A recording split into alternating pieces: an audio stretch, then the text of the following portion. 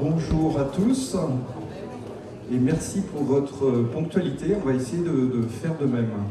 Et écoutez, je suis très heureux de vous accueillir ce matin et de voir tous ces visages réjouis, souriants. On sent qu'on est heureux d'être ensemble ce matin et c'est un bon début de matinée. Alors, cette matinée, je voudrais vous remercier d'être là d'abord et puis remercier quelques personnes, nos sponsors. On en a deux avec IDEA Group qui est basé à Saint-Nazaire, qui est prestataire logistique des supply chain industriels spécifiques et pour qui la RSE est aussi, et peut-être d'abord, vous pourrez leur poser la question, une aventure humaine. Et puis, je voudrais remercier également l'espace Titan, là où nous sommes aujourd'hui, et vous pouvez remarquer la qualité du bâtiment. Donc, si vous avez envie de faire quelque chose, d'organiser un événement, n'hésitez pas. En tout cas, merci à eux ce matin. Merci également à l'équipe de préparation, puisqu'il y a toute une équipe qui a préparé cette matinée, sous le pilotage de Bernard Luçon, qui est là, mais également avec Bruno, avec Sébastien, François et Karen. Et donc, avec toi, Philippe. Oui, merci. Et Karen, qui est également déléguée générale de DRO. Donc, si vous avez une question sur DRO, l'envie de nous rejoindre, n'hésitez surtout pas. C'est Karen, votre contact privilégié. Alors, Karen, on a beaucoup d'invités ce matin. Peut-être certains se posent la question de qui nous sommes. Oui, Philippe. Alors, qui nous sommes? Pour ceux qui étaient là à la dernière plénière, là, les DRO, eh bien, écoutez, j'ai la primeur de nouvelles à vous annoncer. Nous étions 80 la dernière fois et nous sommes actuellement 84. 84 parce que 4 nouveaux nous ont rejoints. Certains sont parmi nous.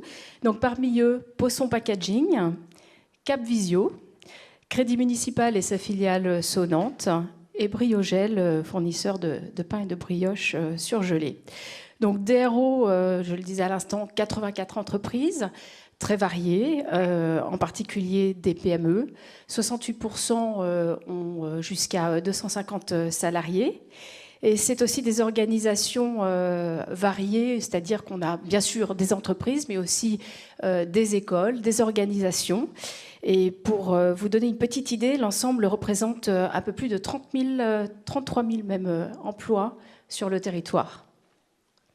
Voilà, vous avez tous les logos des membres qui sont là derrière nous. Alors, DRO, c'est quoi? Quelle est l'association DRO? La mission de DRO, c'est vraiment de placer la RSE, la responsabilité sociétale des entreprises, au cœur de la stratégie de l'entreprise. Alors je devrais dire au cœur de l'organisation, parce que comme le disait Karen, il n'y a pas que des entreprises. Voilà, ça c'est la première mission. Et le fait d'être ensemble, c'est pour faire grandir et nourrir toutes nos réflexions autour de la RSE.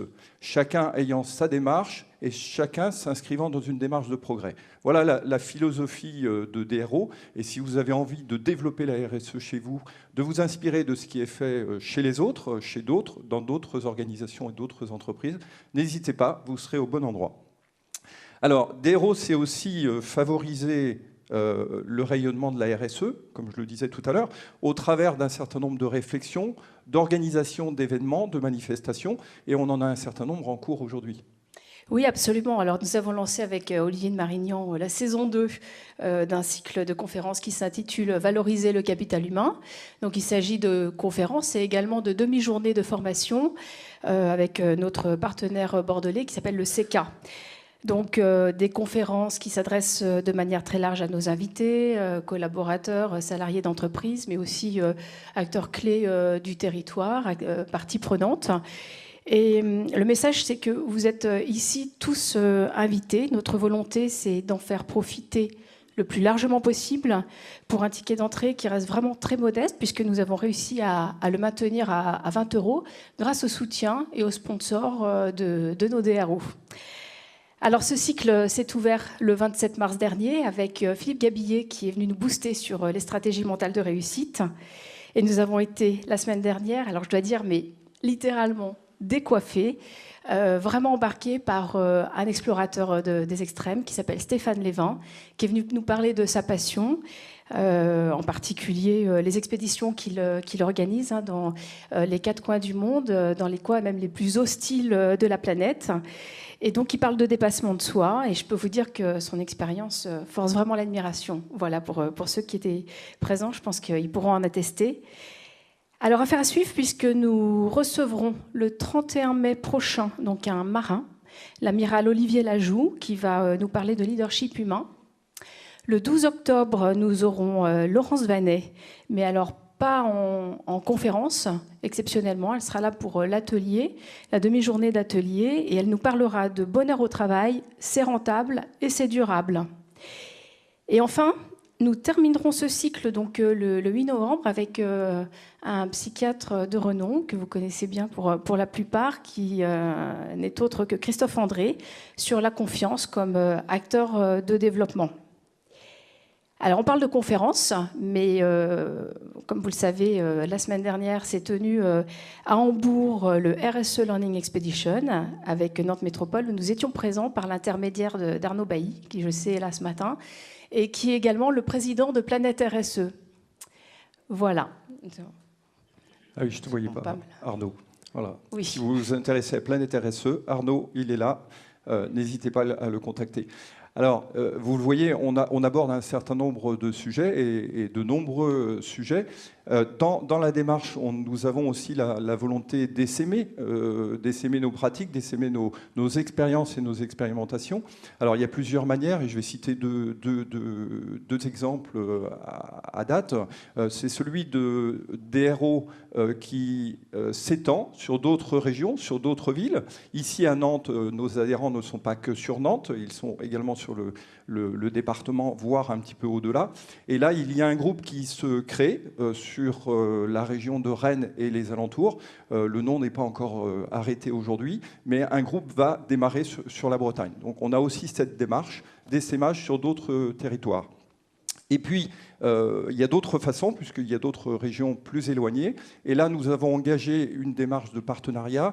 Et aujourd'hui, nous avons le plaisir de la présence de notre partenariat avec Entreprises et Progrès, au travers de Denis Terrien, qui en est le président, et Stéphane Marchand, qui est également délégué général d'Entreprises et Progrès. Association basée sur Paris, et avec qui nous avons un certain nombre d'échanges. On commence à tisser des liens. Alors, DRO s'est aussi interpellé, étonné, et aujourd'hui, on est sur un thème un petit peu particulier, frugalité et développement. On aurait pu l'appeler aussi avec utiliser d'autres termes, mais l'idée, c'était de provoquer aussi la réflexion.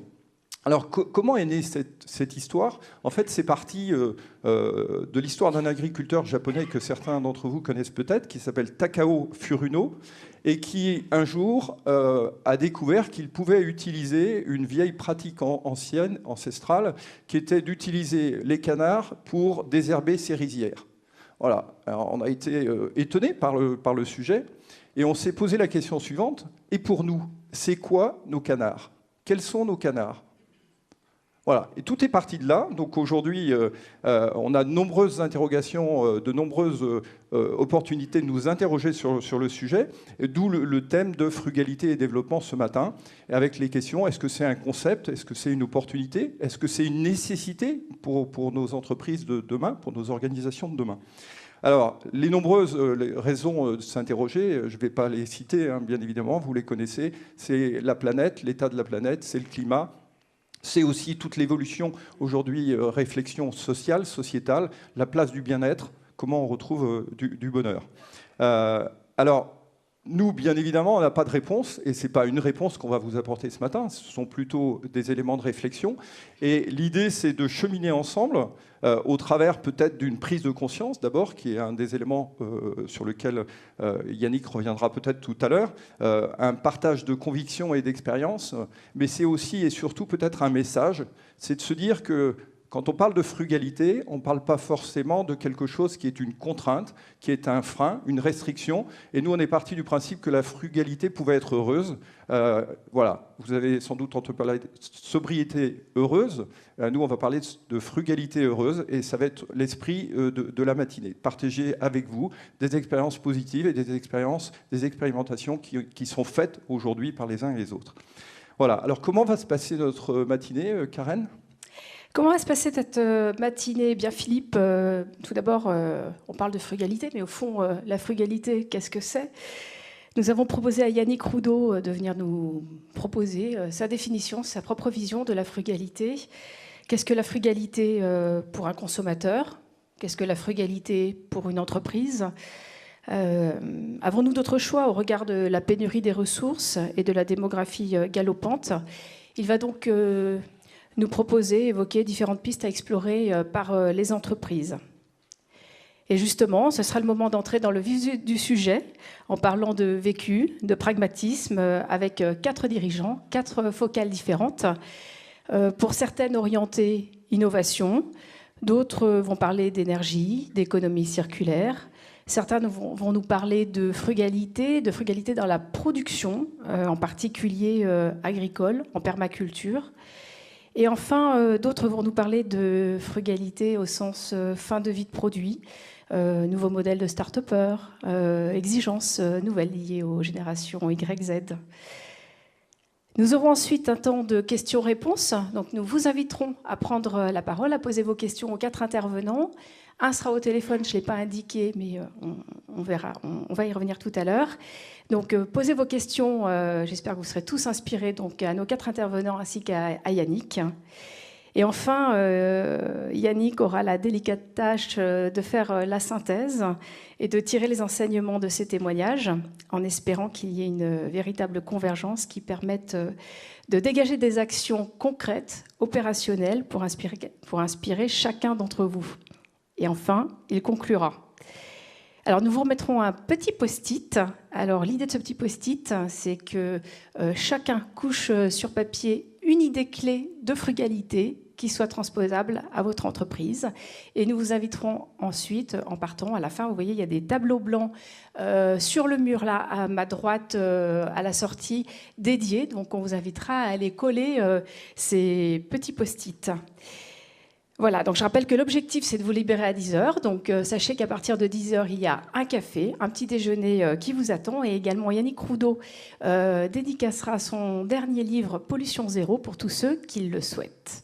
Merci.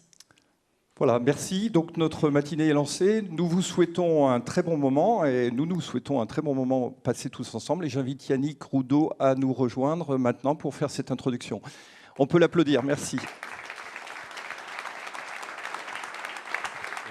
Bonjour. Alors, une fois n'est pas coutume, j'ai pris quelques notes. Parce que d'habitude, j'ai un PowerPoint qui m'aide, mais là, j'en ai pas. On m'a dit pas de PowerPoint. Donc, des notes pour essayer d'avoir une petite cohérence dans ce sujet. Parce que je vous avoue, quand on m'a dit frugalité développement, j'ai tout de suite vu une antinomie. Est-ce qu'on peut parler de développement quand on parle de frugalité ? Ça, c'est une vraie question. Je vais y revenir. Alors, ce qui est intéressant, c'est que la frugalité, qu'est-ce que c'est ?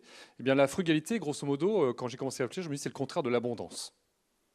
La frugalité, ça n'a rien à voir avec l'abondance. La frugalité, c'est le stop, assez, merci, et non pas encore plus. Donc c'est une capacité à se réfréner dans ses envies, dans ses pulsions. C'est une capacité à aller vers le post-matérialisme plutôt que dans l'hyper-matérialisme. Et là, tout de suite, vous voyez qu'on commence à toucher du doigt des notions économiques assez fortes. On est dans une société hyper-matérialiste où chacun doit consommer toujours plus pour faire tourner le système économique. Et là, d'entrée, je vous dis, il va falloir être post-matérialiste. Ça veut dire non matérialiste du tout. La frugalité, ce n'est pas la privation, ce n'est pas la punition, ce n'est pas le retour à l'âge de pierre, comme certains diraient. Ce n'est pas ça du tout. La frugalité, c'est comment faire mieux avec moins en étant capable de se raisonner, de se rationner peut-être sur certains éléments, certaines ressources, et surtout de savoir dire je vais faire mieux avec moins parce que de toute façon, c'est mieux, ça a plus de sens. J'en parlerai tout à l'heure, quel est le sens de courir toujours après plus de matérialisme, de consommation obsolète, dénuée de sens, ça n'a pas de sens. Donc la frugalité, c'est trouver du sens dans le juste enough, comme on dit en anglais. Et quelque part, deuxième niveau de réflexion, comment on applique ce concept philosophique de frugalité ou de consommation à l'économie, à l'entreprise. Et là, ça m'amène à une définition que j'emploie souvent, c'est de revenir à qu'est-ce que l'économie ? Parce que si l'économie, c'est la croissance, hiatus. Frugalité et croissance, ça ne va pas marcher. Par contre, si l'économie, c'est oikonomia, oikonomia, c'est la racine grecque d'économie, oikonomia, la gestion du domaine.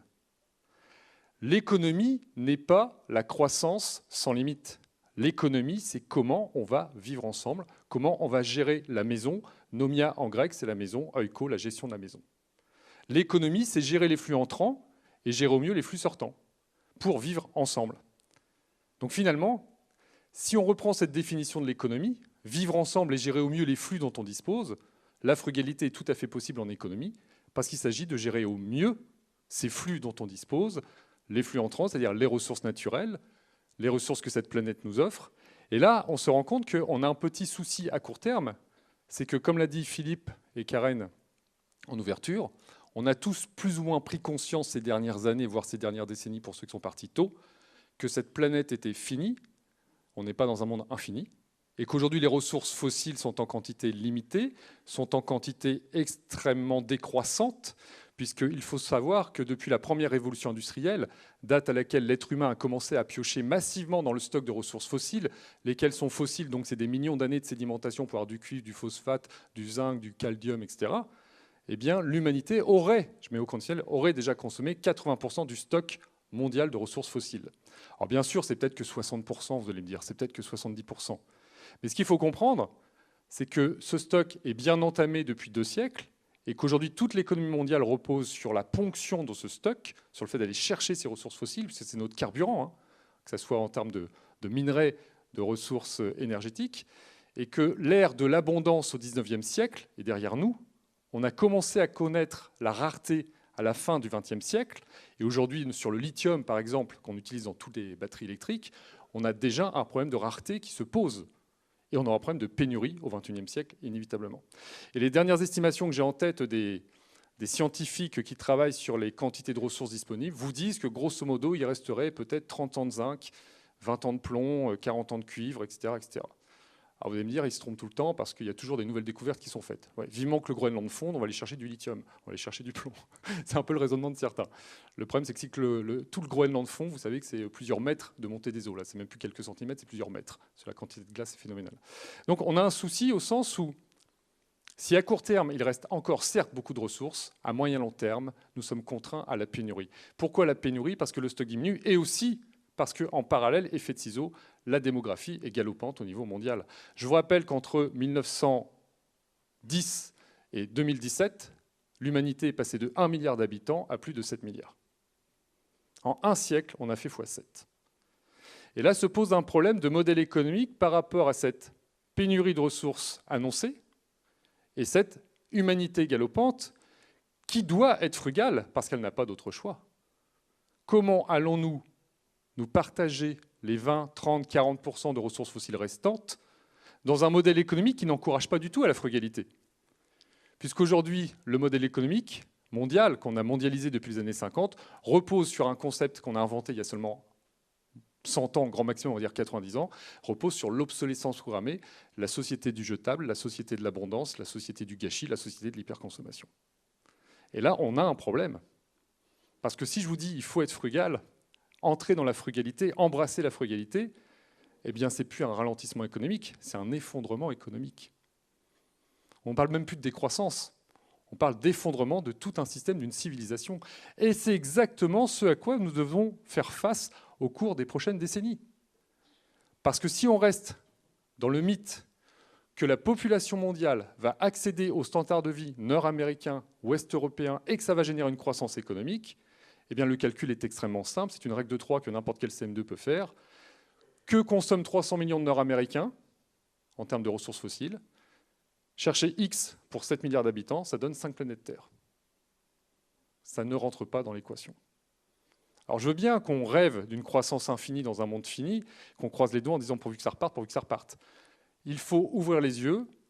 Le modèle économique actuel reposant sur la consommation à outrance de ressources fossiles pour permettre l'obsolescence programmée, donc l'hyperconsommation de produits obsolètes, n'est pas tenable dans le monde actuel et ne peut que laisser la place à autre chose, donc à une économie frugale.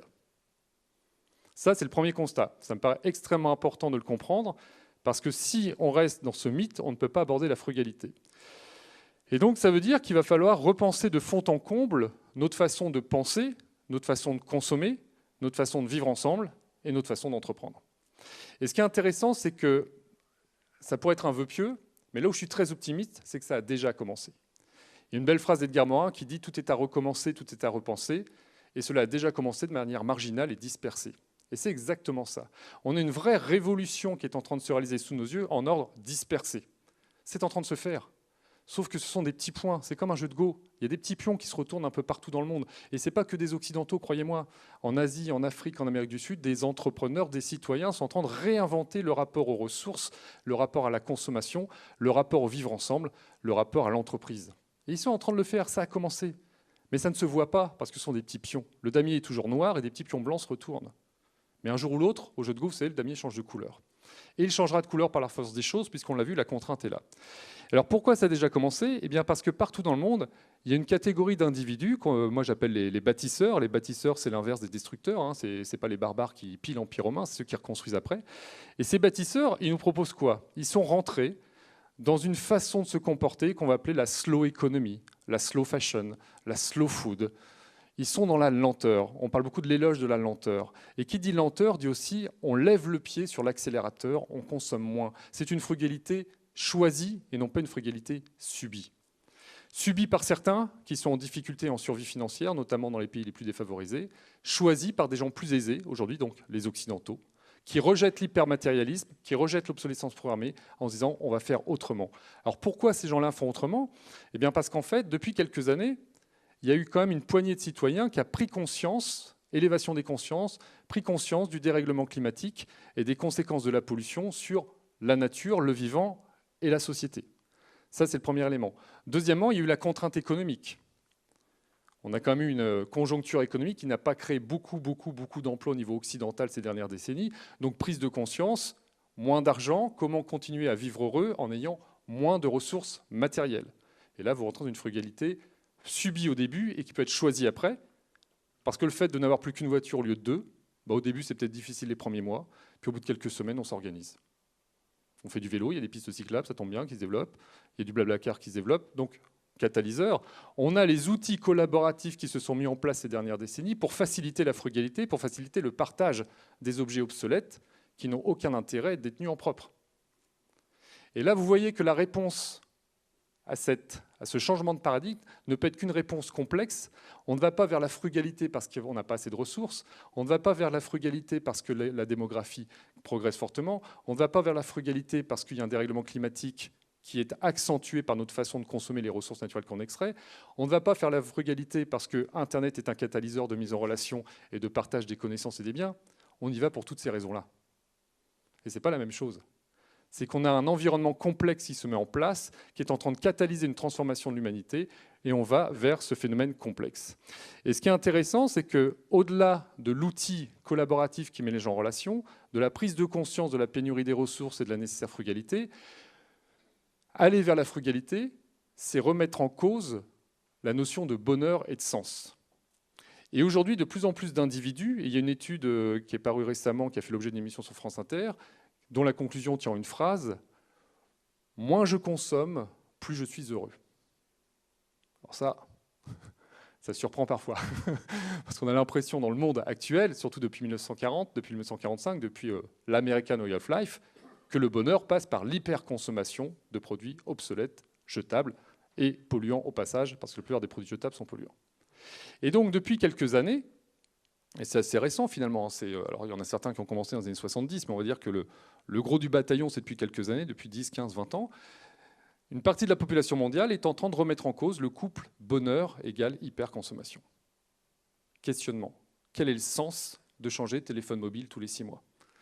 Quel est le sens, on en parlera après, quel est le sens de vouloir changer de véhicule tous les ans ou tous les 2 ans parce qu'il y a une option supplémentaire ?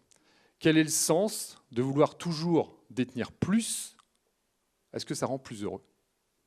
Et là, c'est un questionnement dans lequel une partie de la population mondiale est rentrée de manière choisie. Ça peut être subi au départ pour des raisons économiques, comme je vous l'ai dit, pour une prise de conscience environnementale et sociétale, mais ça devient très vite une démarche choisie parce que la frugalité ouvre l'être humain, ouvre l'humanité à la notion de bonheur, frugalité, de frugalité heureuse, de sobriété heureuse, comme le dit Pierre Rabhi. On ne peut pas parler de ce sujet-là ce matin sans citer Pierre Rabhi, qui est quand même le maître de la sobriété. Eh bien, tout ça est en train de se faire et c'est une révolution philosophique douce, mais qui est en train de gagner tous les esprits. Et derrière, ça m'amène à une autre question. Comment peut-on parler de frugalité et de développement? C'est la thématique de ce matin. Si vous l'aurez compris, notre monde qui repose sur l'hyper-développement, la croissance infinie et la course à l'acquisition de biens obsolètes est en train de s'effondrer. C'est une question de décennies, 10 ans, 20 ans, 30 ans, 40 ans, c'est en train de se faire, ça y est, on est dedans. Nous sommes les contemporains de l'Empire romain qui est en train de s'effondrer. Autre chose arrivera derrière, ça sera frugal. Alors, est-ce qu'on peut concilier la frugalité et le développement économique? Et là, ça m'amène à remettre en question la notion de développement. Si le développement, c'est la croissance en volume, si c'est la croissance quantitative, et on ne peut pas parler de frugalité et développement. Parce qu'on l'a vu, ça ne rentrera pas dans l'équation. Donc ça veut dire logiquement que si on parle de frugalité et développement, c'est-à-dire qu'on entend par développement le développement qualitatif. Et là, je vais rentrer dans une notion qui m'importe beaucoup, c'est que j'en ai marre des gens qui parlent de décroissance et des gens qui parlent de croissance. C'est complètement absurde. Pourquoi c'est absurde? Parce que l'un n'est pas dissociable de l'autre. Il ne peut pas y avoir croissance ou décroissance, il ne peut y avoir que croissance et décroissance. Et là, c'est les bases de la complexité, c'est toujours le « et ». Ce que je veux dire par là, c'est qu'il faut décroître en hyperconsommation polluante, il faut croître en innovation bénéfique au plus grand nombre, bénéfique à l'environnement, bénéfique aux individus. Croissance des énergies propres, décroissance des énergies fossiles, grosso modo, si on veut simplifier. Et on en arrive donc à de quel développement parle-t-on quand on parle d'un développement frugal? Eh bien, ce qui est intéressant, c'est que par exemple, dans l'économie de la connaissance, partager des idées, innover, on est dans la frugalité. Là, on peut être dans la croissance des idées, la croissance de l'innovation, puisque les connaissances n'ont aucun impact environnemental, aucun impact sur le patrimoine commun. Et c'est-à-dire qu'on va passer d'une croissance quantitative reposant sur des ressources fossiles en quantité limitée à une croissance qualitative déconnectée de ces ressources fossiles et beaucoup plus connectée dans l'innovation, le développement intérieur. Quelque part, les individus parlent de développement personnel, développement individuel, ils ont énormément de mal à l'appliquer à l'économie. Eh bien, c'est la même chose. On va se développer intérieurement et pas forcément extérieurement. Ça veut dire quoi? C'est-à-dire qu'une entreprise qui veut faire du développement frugal va devoir aller chercher ses ressources en interne, en externe les idées, mais consommer moins de ressources physiques moins impactantes et créer plus de richesses immatérielles. Plus de bien-être, plus d'innovation, plus de richesses au pluriel qui seront partagées. Donc on change complètement de paradigme et quelque part ça m'amène aussi à remettre en cause toutes ces notions de croissance verte et de développement durable. Parce qu'un développement peut être durable. Si c'est un développement basé sur une croissance quantitative, il ne sera jamais durable. Quand bien même le produit quantitatif est recyclable. Ça ne rentre pas dans l'équation à moyen long terme. Croissance verte, on prend les mêmes, on recommence, on met un coup de peinture verte sur la vitrine. Si on fait des produits jetables, biodégradables comme le plastique biodégradable, qui n'est pas satisfaisant du tout, parce qu'il y a comme des petites particules non biodégradables dans le biodégradable, dans le plastique. Parce que le polymère, il faut qu'il tienne quand même, qu'il tienne le tout. Si on fait énormément de plastique biodégradable, mais qui mettent 20 ou 30 ans à se dégrader et que ça continue à polluer les océans et les rivières, ça n'a pas de sens. Donc même la notion de croissance verte n'est pas satisfaisante. Donc c'est un changement de paradigme profond où il faut peut-être envisager l'économie et le développement sous le nom de la prospérité.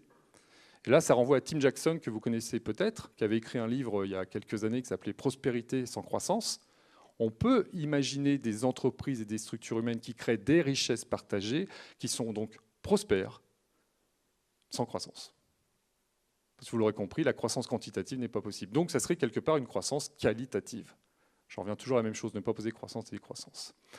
Et ça a déjà commencé, les pistes de cette prospérité en entreprise et de cette prospérité sans croissance, quelque part, elles sont déjà tangibles. Vous allez avoir 4 exemples ce matin de gens qui vont en parler. De manière générale, on a toute l'approche qu'on appelle l'approche low-tech, l'inverse des high-tech, développer tout ce qui est peu impactant en termes d'énergie, en termes de ressources et donc moins de pollution. Et si vous voulez explorer les low-tech, je vous renvoie par exemple à un jeune garçon que je connais bien, qui s'appelle Corentin de Châtel-Perron, qui est un garçon de Concarneau, qui est en train de faire un tour du monde des low-tech. Lui, son credo, c'est de dire comment on va permettre aux individus sur cette planète de subvenir à leurs besoins de base avec l'empreinte environnementale la plus faible possible. Comment ils vont pouvoir se nourrir, boire de l'eau potable, produire de l'énergie, de l'électricité, avoir des loisirs, avoir des outils de travail avec l'impact le plus faible. Et là, c'est du jus de crâne. On est dans l'innovation frugale. Innover en réfléchissant, en faisant un pas de côté. Et je vais vous donner un exemple rapide, parce que je vois que le temps passe. Je pense souvent à cette jeune fille canadienne de 19 ans qui va en Afrique et qui se rend compte qu'en Afrique, dans beaucoup de villages, pénurie d'eau potable, pénurie d'énergie. Elle prend un panneau solaire et elle dit aux gens, on va produire plus d'énergie en faisant tourner ce panneau, parce que le soleil bouge, puisque la Terre est en mouvement autour du soleil. C'est quand même absurde de faire des panneaux fixes. Mais pourquoi on fait des panneaux fixes? Parce que tous les ingénieurs occidentaux lui disent, mais attendez, ma petite fille, si on avait trouvé la solution pour mettre un moteur sous le panneau qui le fasse tourner sans que ça consomme l'énergie du panneau avec un rendement supérieur au panneau fixe, on l'aurait fait. On est ingénieur quand même. Et là, vous avez une jeune fille de 19 ans qui fait de l'innovation frugale, elle pense autrement, c'est juste une question de posture intellectuelle, et elle leur dit, mais qui vous a dit de mettre un moteur pour faire tourner un panneau?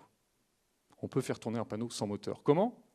Une bonbonne d'eau pleine le matin, une bonbonne vide, un circuit fermé, de la chaleur, de l'eau qui bout, de l'eau qui s'évapore, et toute la journée, vous avez ce qu'on appelle les vases communicants. Ça fait plus de 2000 ans qu'on connaît le système. Et votre panneau, il tourne à mesure que le soleil chauffe.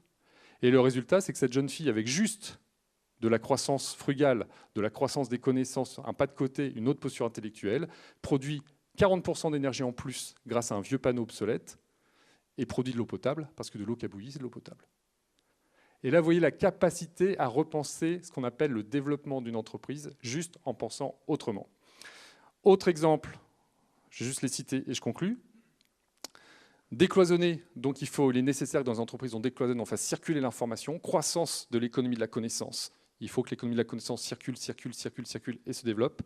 Il faut développer tout ce qui est économie circulaire, bien entendu, du cradle to cradle, du berceau au berceau, donc des circuits fermés, où on le verra tout à l'heure, comme dans la nature, c'est du cradle to cradle. Il n'y a pas de déchets dans la nature, il n'y a que des ressources qui redeviennent ressources en fin d'utilisation. Ça, c'est des choses dont on va parler dans les exemples. Et puis en permaculture, j'ai une autre piste, puisqu'on va en parler, la permaculture. L'INRA a fait une étude qu'elle a publiée le 29 août dernier. Sur 3 hectares, on produit 4 fois plus de légumes qu'en agriculture conventionnelle. Ça, c'est la frugalité. Faire plus avec moins. Donc je conclurai, avant de laisser la main au témoignage, que la frugalité ne doit pas être vécue comme quelque chose de régressif, de négatif, mais c'est une contrainte, oui, mais une contrainte positive. Et si on le prend de cette manière-là, on va innover et vous serez les bâtisseurs du monde de demain. Si vous le prenez comme une contrainte négative, vous restez dans une impasse qualifiée de tragique par le philosophe Hans Jonas. Merci et puis à tout à l'heure. Merci Yannick pour ces définitions, ces idées qui bousculent. Alors, je vais appeler donc le premier binôme. Donc, tout d'abord, j'appelle Paul Baziro, président du directoire du groupe Charrier, et François Guérin, président directeur général de CETI.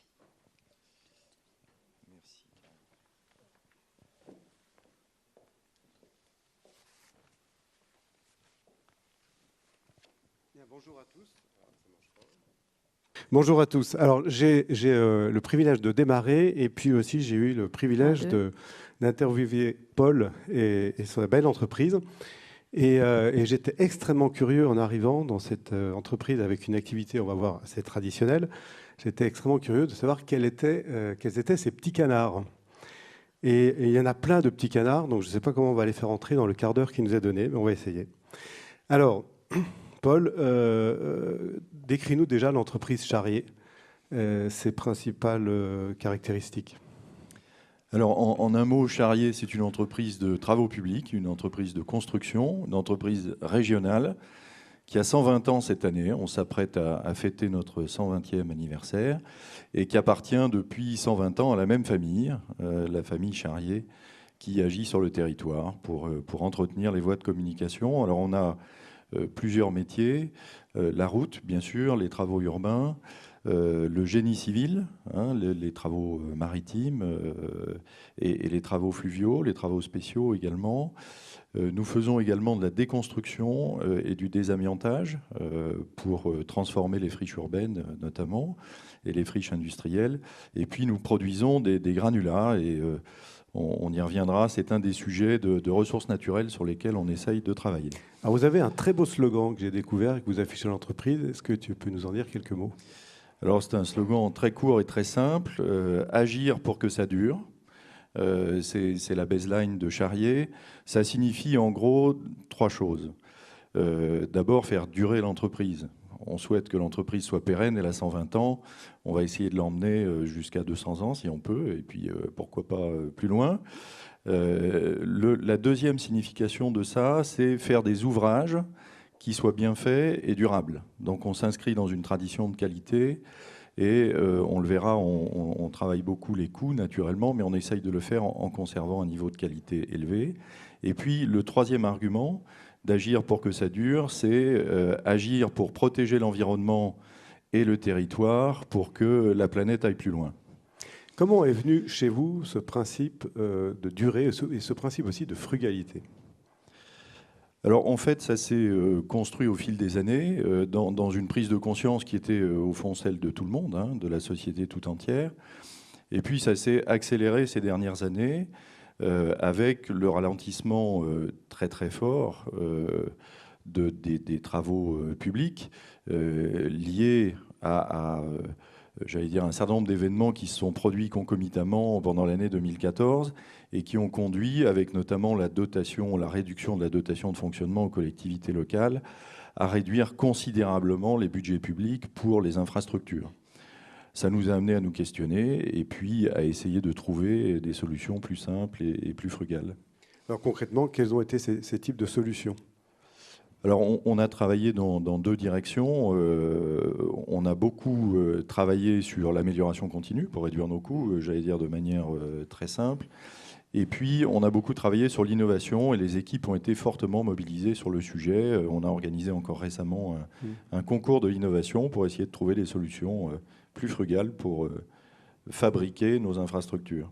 Alors, c'est ce que j'ai découvert chez vous. Vous êtes vraiment dans l'innovation frugale avec des ressources R&D très limité, mais par contre, beaucoup de projets et d'idées simples. Et notamment, il y a un projet Satis que je trouve très intéressant. Oui, alors ce projet-là, tu parlais j'allais dire de moyens limités, c'est tout à fait juste. Hein. On n'a pas d'équipe de recherche et développement. Il y a un responsable de la recherche et du développement qui est un garçon un peu seul, il faut bien le dire, et qui dispose de peu de moyens. On a un petit laboroute qui nous aide à réaliser nos ouvrages, mais qui n'a pas une vocation scientifique marquée.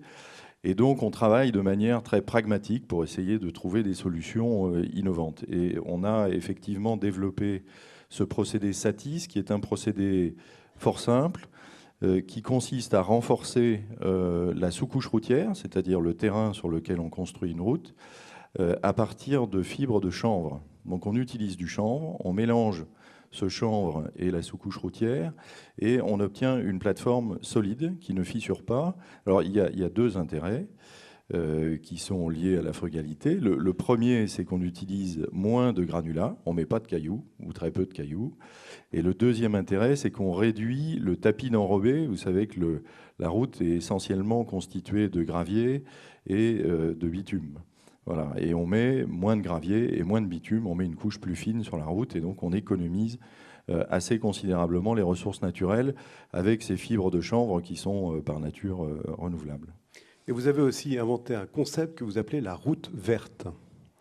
Alors cette route verte, en fait, elle est née à la demande d'une collectivité qui avait besoin de faire une déviation et qui souhaitait faire un ouvrage qui respecte l'environnement et qui soit, j'allais dire, conforme avec les valeurs que l'équipe municipale essayait de porter et conforme aussi aux désirs de la population.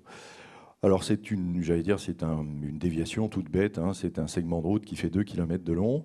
On a simplement essayé sur cette route qui est toute nouvelle et qui passait dans un espace naturel, on a essayé d'intégrer cet ouvrage un peu plus complètement et d'utiliser sur cet ouvrage un certain nombre d'innovations. Alors pour en citer quelques-unes, on a évidemment utilisé Satis sur cet ouvrage. On a proposé, plutôt que de faire une route toute bête, on a proposé de faire également des cheminements piétonniers. On a proposé également une piste cyclable pour permettre aux 2 roues de se déplacer en toute sécurité. On a proposé d'équiper cette piste cyclable de panneaux solaires, donc sur lesquels les vélos vont rouler et qui alimentent les lampadaires qui vont éclairer la route. On a proposé, plutôt que de faire des caniveaux béton, on a proposé de faire des noues enherbés qui permettent de mieux drainer l'eau et qui évitent d'utiliser des tonnes de béton. On a phasé le chantier en fonction des périodes de reproduction et de migration des animaux qui ont été repérés sur le site. On a essayé de développer un concept complet d'intégration de l'ouvrage dans l'environnement. Ça nous a permis de remporter le chantier. Et ça a permis à la collectivité de communiquer vers sa population et de faire participer la population à l'événement. Alors, je comprends quand on met du chanvre dans une route et qu'on réduit le granulat qui, lui, n'est pas complètement renouvelable, le chanvre-lait, ça, c'est frugal. Mettre des panneaux solaires sur une route, est-ce vraiment frugal? À mon sens, non. Pour fournir une réponse directe, le panneau solaire est cher, il consomme aussi des ressources naturelles. À mon sens, le panneau solaire sur une voirie a un seul avantage, c'est que c'est une production d'énergie renouvelable. Il présente l'inconvénient d'être relativement cher pour la masse d'énergie fournie, à mon sens. C'est toute la nuance un peu qu'on a eue, et dans la présentation de Yannick aussi, entre développement durable et frugalité. Et si on pousse trop le curseur, on peut aussi peut-être des fois arriver à des solutions coûteuses et qui ne sont pas forcément frugales. Il y a d'autres projets comme Eliante et Enrocal.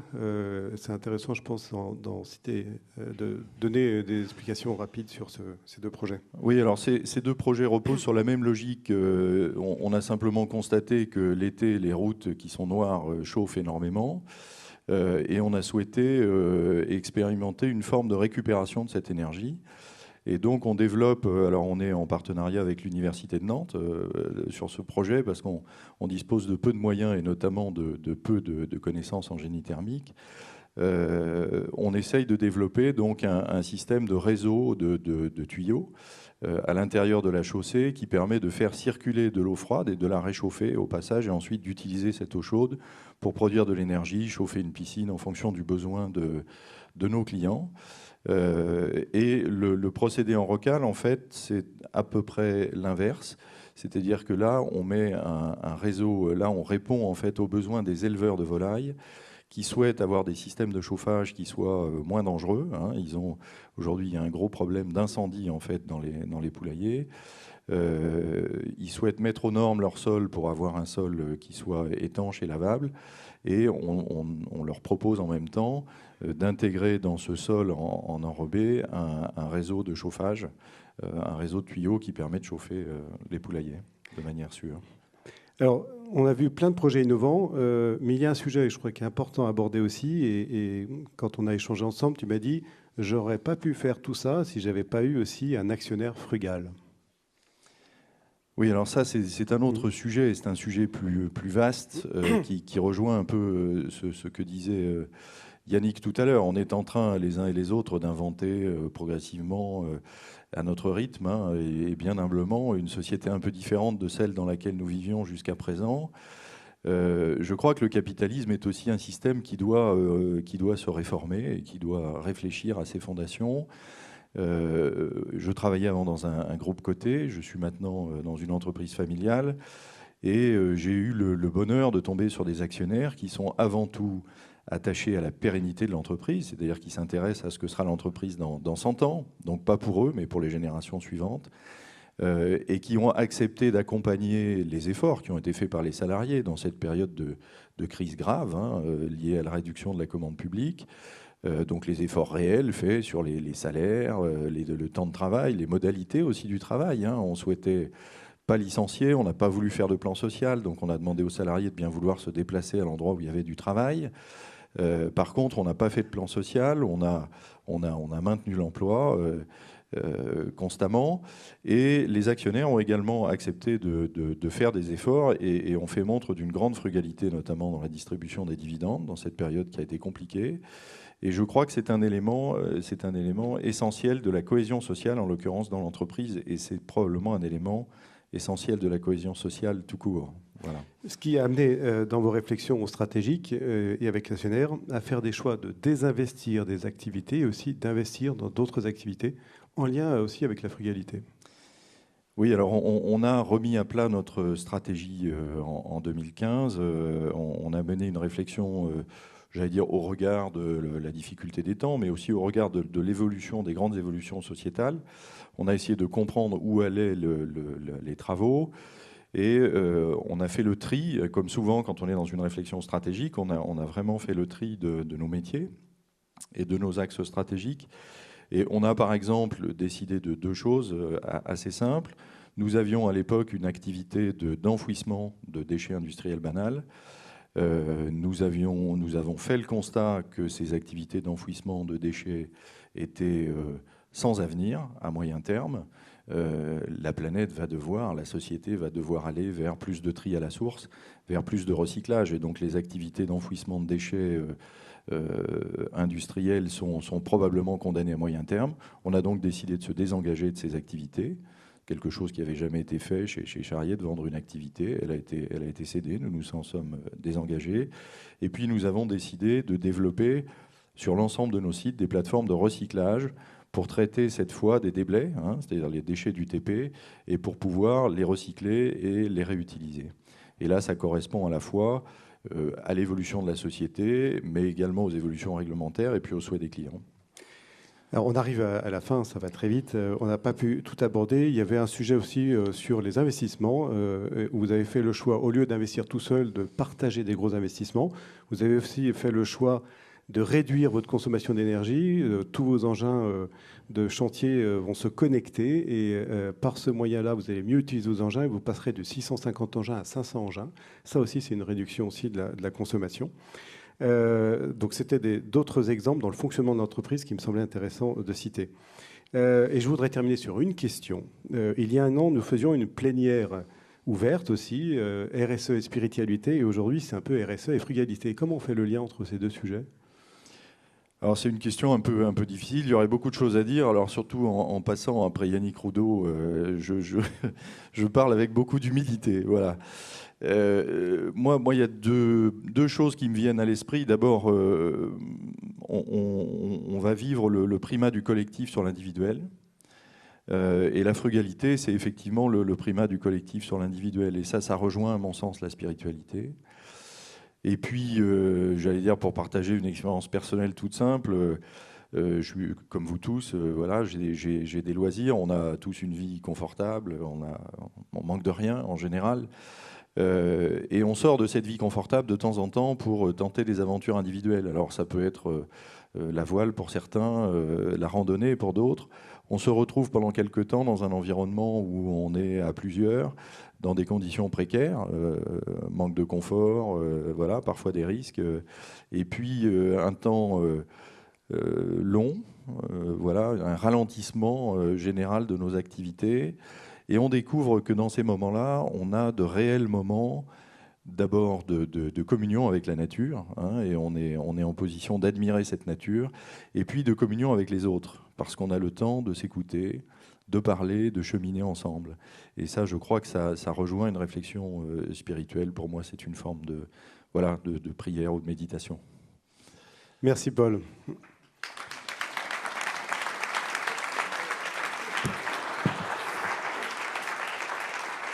Merci Paul, merci François. Paul, je t'arrête tout de suite là parce que je t'invite à rejoindre le Barnum pour la suite. Et puis j'appelle maintenant donc Patrick Schepp, qui est le PDG du groupe Europe Technologies. Bonjour Patrick. Et puis donc Bruno Hugues de la Rose, donc le PDG du groupe IDEA. Alors il y a juste une petite chose, c'est qu'on m'indique que au fond on ne voit pas forcément, donc ne pas prendre place ici. En revanche, alors soit vous mettre debout, soit vous mettre voilà. Oui, le côté frugal, c'est qu'on a besoin que juste d'une table plutôt qu'une table, une chaise, etc.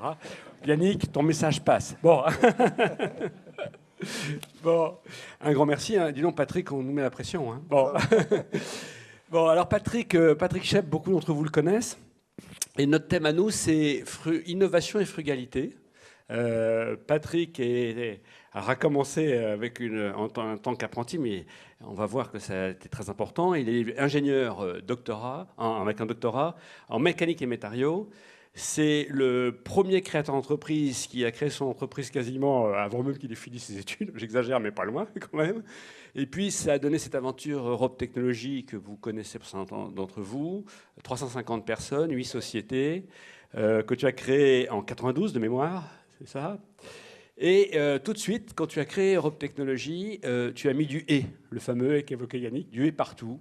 Du « et » dans la façon dont tu crées des nouvelles technos, du « et » dans la façon de développer. Et aujourd'hui, tu es à la fois un leader des services industrie très techno, international, dans un environnement collaboratif. Pour terminer cette présentation, très modestement, tu es totalement engagé partout, un vrai militant. Un militant dans les réseaux, donc il a été notamment à l'origine de l'IRT Jules Verne, enfin, c'est une aventure importante, dans un territoire où c'était de l'économie, du privé et du public réunis. Tu es aujourd'hui président de MC2, président du MEDEF 44, et je pense que tu as dû faire partie d'un nombre de réseaux incroyables, dont le CJD qu'on a vécu ensemble. Donc avant tout, un militant pour changer le monde. Et tout ça avec frugalité. Alors, frugalité dans l'innovation, Patrick, peut-être que tu peux nous dire ce que ça veut dire pour toi. Alors, déjà, bonjour à tous. Merci Bruno. Alors, je me suis dit ce matin, je vais être interviewé par Bruno. Je connais Bruno, il va falloir être à la hauteur. Alors, j'ai quand même, je trouve que c'était... alors, sur l'innovation et la frugalité, d'abord, l'innovation, quand même, deux choses. Il y a l'innovation de rupture et l'innovation incrémentale. De choses que tout le monde connaît, et la frugalité nous amène plutôt vers l'incrémental, parce que globalement, ça coûte moins cher de faire des petits pas, et en plus, c'est plus compatible avec la capacité de l'humain à intégrer l'évolution. Je vais m'expliquer. Moi, mon entreprise, effectivement, elle est tournée vers l'international. Alors, moi, je suis frugal de nature, je viens d'un milieu extrêmement modeste. Normalement, j'avais zéro chance de faire des études, et j'ai zéro chance de créer une entreprise. Bon, donc il a fallu, quand on démarre de rien, pour certains d'entre vous qui savent vraiment ce que c'est, de démarrer des zones et des quartiers de cité là, dont on entend parler souvent en ce moment, on apprend une chose, on apprend beaucoup de choses sur la nature humaine. Et en fait, alors moi qui suis issu de la science, je suis un produit vraiment de la science, de la techno, alors, enfermé dans notre monde un peu d'ingénieurs et de scientifiques. Je pense que le mot d'ordre, c'est décloisonnement. Alors, je crois que, et on y est là, on est au pied du décloisonnement. C'est vrai que l'entreprise s'est développée sur des technologies, avec des produits propres. Qui dit produit propre dit des marges. Mais pour autant, ma conviction, c'est que pour évoluer, il faut faire. Il faut arrêter de penser qu'on va tout inventer dans les salles de réunion avec des ingénieurs. Moi, j'appelle les ingénieurs PowerPoint.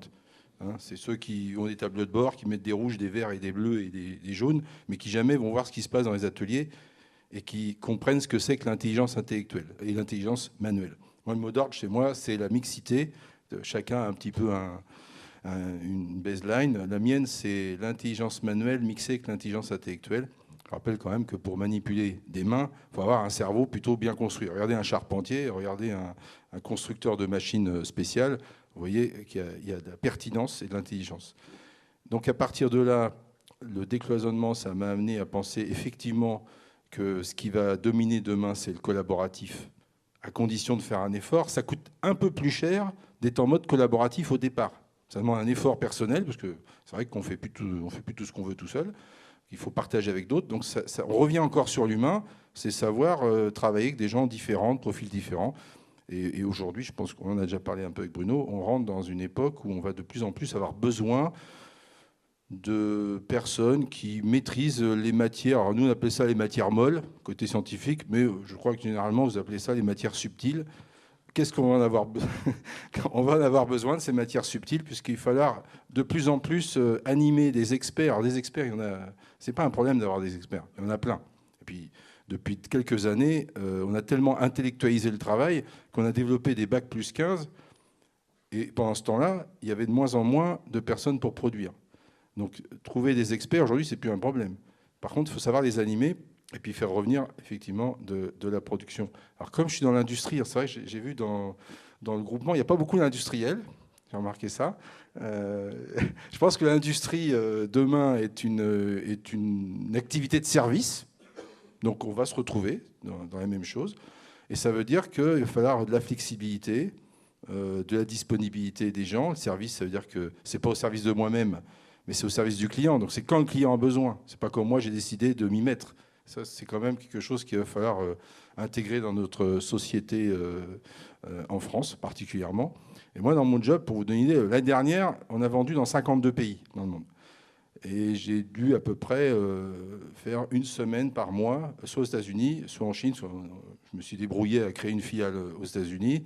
Je dis débrouillé, parce qu'il y a une cour d'apprentissage, comme beaucoup. On passe par le Canada, parce que ça parle français. Puis après, on voit que c'est pas américain. Enfin, on fait tous un peu ce parcours-là. Puis ça se termine un jour dans les États-Unis. Alors moi, je suis dans la base. Je suis du côté de l'Alabama. Alors c'est un peu les durs à cuire américains. C'est quand même intéressant d'avoir la vision du monde, parce qu'on est souvent entre nous, en train de se dire on va faire de la frugalité, on va faire des tas de trucs entre nous. On est moins de 1% de la population mondiale. Et de l'autre côté, en Chine, où j'ai été aussi souvent, et j'ai un de mes amis très proches maintenant qui a une entité de 400 000 personnes, qui est très proche du gouvernement. Et quand on voit la Chine, pour ceux qui voient ce qui s'y passe, alors évidemment, on a l'impression que tout est crado, tout est détruit, mais c'est un paradoxe. J'ai vu des villes où on peignait l'herbe en vert, parce qu'elle était devenue noire, donc quand les ministres y passent, ils mettent un coup de peinture. Voilà, donc il y a quand même... Mais pour autant, ce qui est surprenant, qu'est-ce qu'ils sont en avance sur d'autres problématiques par rapport justement aux ressources, à l'environnement. Et d'ailleurs, ce président de grand groupe, je vais proposer il m'aide en Chine. Vous savez comment c'est des milieux où il faut avoir quelques mentors pour se développer. Si tu n'as pas de mentor, là-bas, c'est quand même compliqué. C'est un milieu et des parties compliquées. Mais il est venu ici, on l'a reçu à la région, et sur tous les sujets qu'il y avait, Pays de la Loire, qui avait des sujets sur comment faire des économies d'énergie, comment faire des technos recyclables, le tri des déchets, etc. Sur tous ces sujets-là, il avait une réponse, et il avait une réponse très en avance, très avant-gardiste. Tout le monde a été bluffé, tout le monde pensait qu'on allait voir un énorme groupe chinois super pollueur, etc. Pas du tout. Évidemment, ils produisent beaucoup de choses, mais à côté, ils dépensent plusieurs millions, centaines de millions, pour être très en avance, et ils vont l'être, ils commencent déjà à l'être, très en avance sur toute cette nécessité de réduire effectivement toutes les bases dont on a besoin pour développer une société. Bon, alors, mon cher Patrick, je crois qu'effectivement, on voit bien à quel point le contexte t'alimente, à quel point tu es intégré dans l'économie du système. Par contre, ce qui est encore plus incroyable, c'est que tu le mets dans ton entreprise. Parce que, d'abord, tu fais des cœurs de métier sur le contrôle non destructif, tu fais un certain nombre de choses, tu choisis des activités et tes modes d'innovation d'entreprise sont particulièrement frugaux. Tu peux t'en parler ? Oui, alors l'entreprise, elle est particulière, elle est basée sur 3 socles. Le premier, c'est de vendre de l'ingénierie. Alors, vendre de l'ingénierie, ce n'est pas tellement uniquement... pour faire certains grands groupes, vendre des cerveaux chez nos clients et faire de la marge. D'ailleurs, ce n'est pas si simple que ça. C'est surtout que ça nous donne la veille. Quand on est chez Airbus, c'est quand même mieux. Je pense que c'est quand même plus chez Airbus qu'on a une vision comment va être l'avion de demain. C'est plus chez EDF qu'on a une vision comment ça sera les futures centrales avec moins d'uranium, etc., etc. Donc ça, c'est la première couche. Donc cette veille, pour nous, elle nous permet d'avoir nos idées, les idées nouvelles. Après, les idées, on les met en œuvre. Le but, c'est d'avoir des produits propres, on le sait tous. Donc nous, vraiment, notre objectif, c'est d'avoir un maximum de produits propres, toujours basés sur un socle de compétences mécaniques. On est plutôt mécanicien. Alors, avec les compétences élargies, il y a un peu de robotique, d'électronique, il y a tout ce qu'il faut. Les matières transversales font partie de la mécanique. C'est vrai que la mécanique, ça fait un peu péjoratif. Dès que tu dis mécanique, ça y est, on a l'impression de voir le mec au fond du garage. Alors pas du tout, c'est plus comme ça. Allez voir, franchement, on a une vision de l'industrie aussi. Je défends l'industrie beaucoup, parce que c'est une vraie école de méthodologie, c'est une vraie école qui doit de toute façon traiter le sujet, parce qu'elle est sans doute la première concernée par tout ce qu'on a dit ce matin. Et pour ça, il faut travailler avec d'autres visions et d'autres acteurs. C'est pour ça d'ailleurs qu'on a créé l'IRT. Et le pôle MC2, on y reviendra peut-être un peu. Et le troisième socle, c'est d'avoir une unité de mécanique. Alors vraiment, des gens en bleu, col bleu, dans des ateliers. Alors si on regardait les comptes d'exploitation... C'est des sortes de Fab Lab, c'est quoi, Fab Lab appliqué industriel, on peut dire ça comme ça ? Il y a les deux. Alors le Fab Lab, c'est un grand mot, c'est simplement pour remettre nos ingénieurs, entre guillemets PowerPoint, je fais un peu provoque exprès, sur dire s'ils touchaient un peu à la matière, ça serait pas mal, mais si on leur dit d'aller dans les ateliers, les jeunes, Fab Lab. Alors c'est plus fun, donc ça leur donne une bonne réponse, et ils ont envie d'y aller, et petit à petit ils reprennent goût, à toucher la matière. Bon, toi aussi, tu repeins l'industrie en vert, j'ai compris, c'est comme les Chinois. Bon, le temps passe très vite. En 2 minutes, Patrick, pour toi, alors on a compris que la frugalité et l'innovation, c'était aussi tes mentors, ceux qui t'accompagnaient. On a compris que l'entreprise, il y a le côté pratique et opérationnel, que tu peux mettre des sites de clous. Toi, dans 10 ans, ton groupe, comment peut-il se développer, pour rebondir sur ce qu'a dit Yannick, de façon frugale, en étant un acteur décisif du monde pour accélérer cette mutation ça va reposer sur 2-3 socles très simples. Le premier, c'est le bon sens. Je crois que tous les exemples que vous avez dit, ils reposent sur du bon sens. La mécanique, c'est avant tout du bon sens. Il y a beaucoup de scientifiques derrière, des équations dans tous les sens, mais à la fin, le bon sens prédomine. L'intuition. Je crois aussi que pour aller vite, et finalement, c'est la vitesse qui fait qu'on devient frugal, parce que quand vous avez un problème de développement, si vous commencez à faire travailler tous les experts, les uns après les autres, vous allez avoir des tonnes d'équations qui vont démontrer que, et dans 3 ans, il n'y a toujours pas un résultat exploitable. Alors que finalement, le résultat exploitable est souvent un peu à côté. On va vers ça, et puis on regarde un peu, pas trop, on n'est pas opportuniste, on ne fait pas n'importe quoi, mais il y a souvent des petites solutions qui sortent à côté. Mais ça, c'est l'intuition. Il faut faire confiance à son intuition. Moi, ma vision dans l'entreprise, je fais confiance à mon intuition, à l'intuition aussi d'autres personnes qui font partie de l'entreprise. Et c'est après, quand on a lancé, donc ça repose aussi sur ne pas avoir peur, il faut arrêter d'avoir peur. Ouais, ça me dérange. Alors c'est vrai qu'aller voir un mec qui a 400 000 personnes, je me dis, bon, ben non, j'ai pas peur.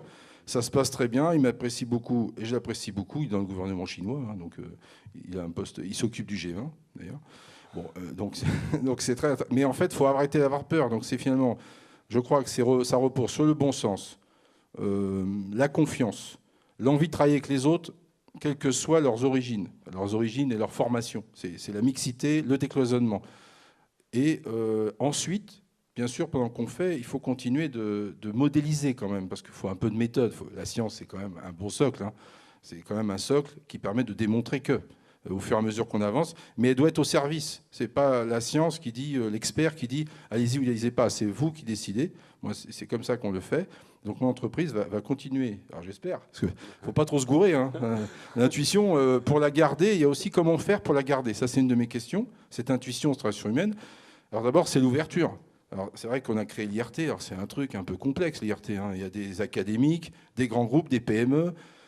Il y a tout un espace collaboratif avec les relations grands groupes PME que vous connaissez tous, hein, qui ne sont pas toujours au beau fixe. Bon, mais malgré tout, on a trouvé un espace neutre pour travailler ensemble. Et puis le pôle EMC2 qui est par nature met en avant que la force collaborative, l'intelligence collective, c'est notre mot d'ordre, va être forcément devant l'intelligence individuelle. On n'aura plus raison tout seul. Voilà sur quoi repose le développement. Merci Patrick, c'est affreux parce que c'est un quart d'heure et on voit bien à quel point toi-même tu essayes de travailler sur cette animation. Alors tout à l'heure, François nous disait spiritualité et frugalité. Moi j'ai envie, après le témoignage de Patrick, de parler de frugalité et serendipité, comme disent les jargons un peu conceptuels, mais effectivement la place que tu donnes au hasard pour aller plus vite et t'économiser de tes moyens pour avancer, je crois que c'est vraiment, tu l'exprimes à plusieurs reprises. De point de vue scientifique, pour ceux qui s'intéressent aussi aux sciences, ce qu'on dit là, cette espèce de méthode intuitive pour avancer, scientifiquement, ça s'appelle la logique floue. Et c'est quelque chose qui a été bien. Alors j'espère que ça n'a pas été trop flou. Non, mais très bien. Un grand merci. Merci Patrick et bravo encore.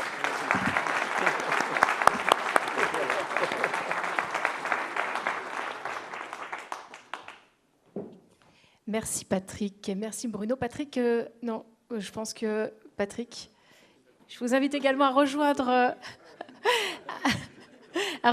Paul. Merci beaucoup. Donc j'appelle maintenant Sébastien Payen, co-dirigeant du Carré des Délices. Et alors nous allons avoir en direct par téléphone Bernard Poujol, que je vais te laisser présenter. Sébastien, qui est riziculteur bio et également riziculteur bio de Camargue.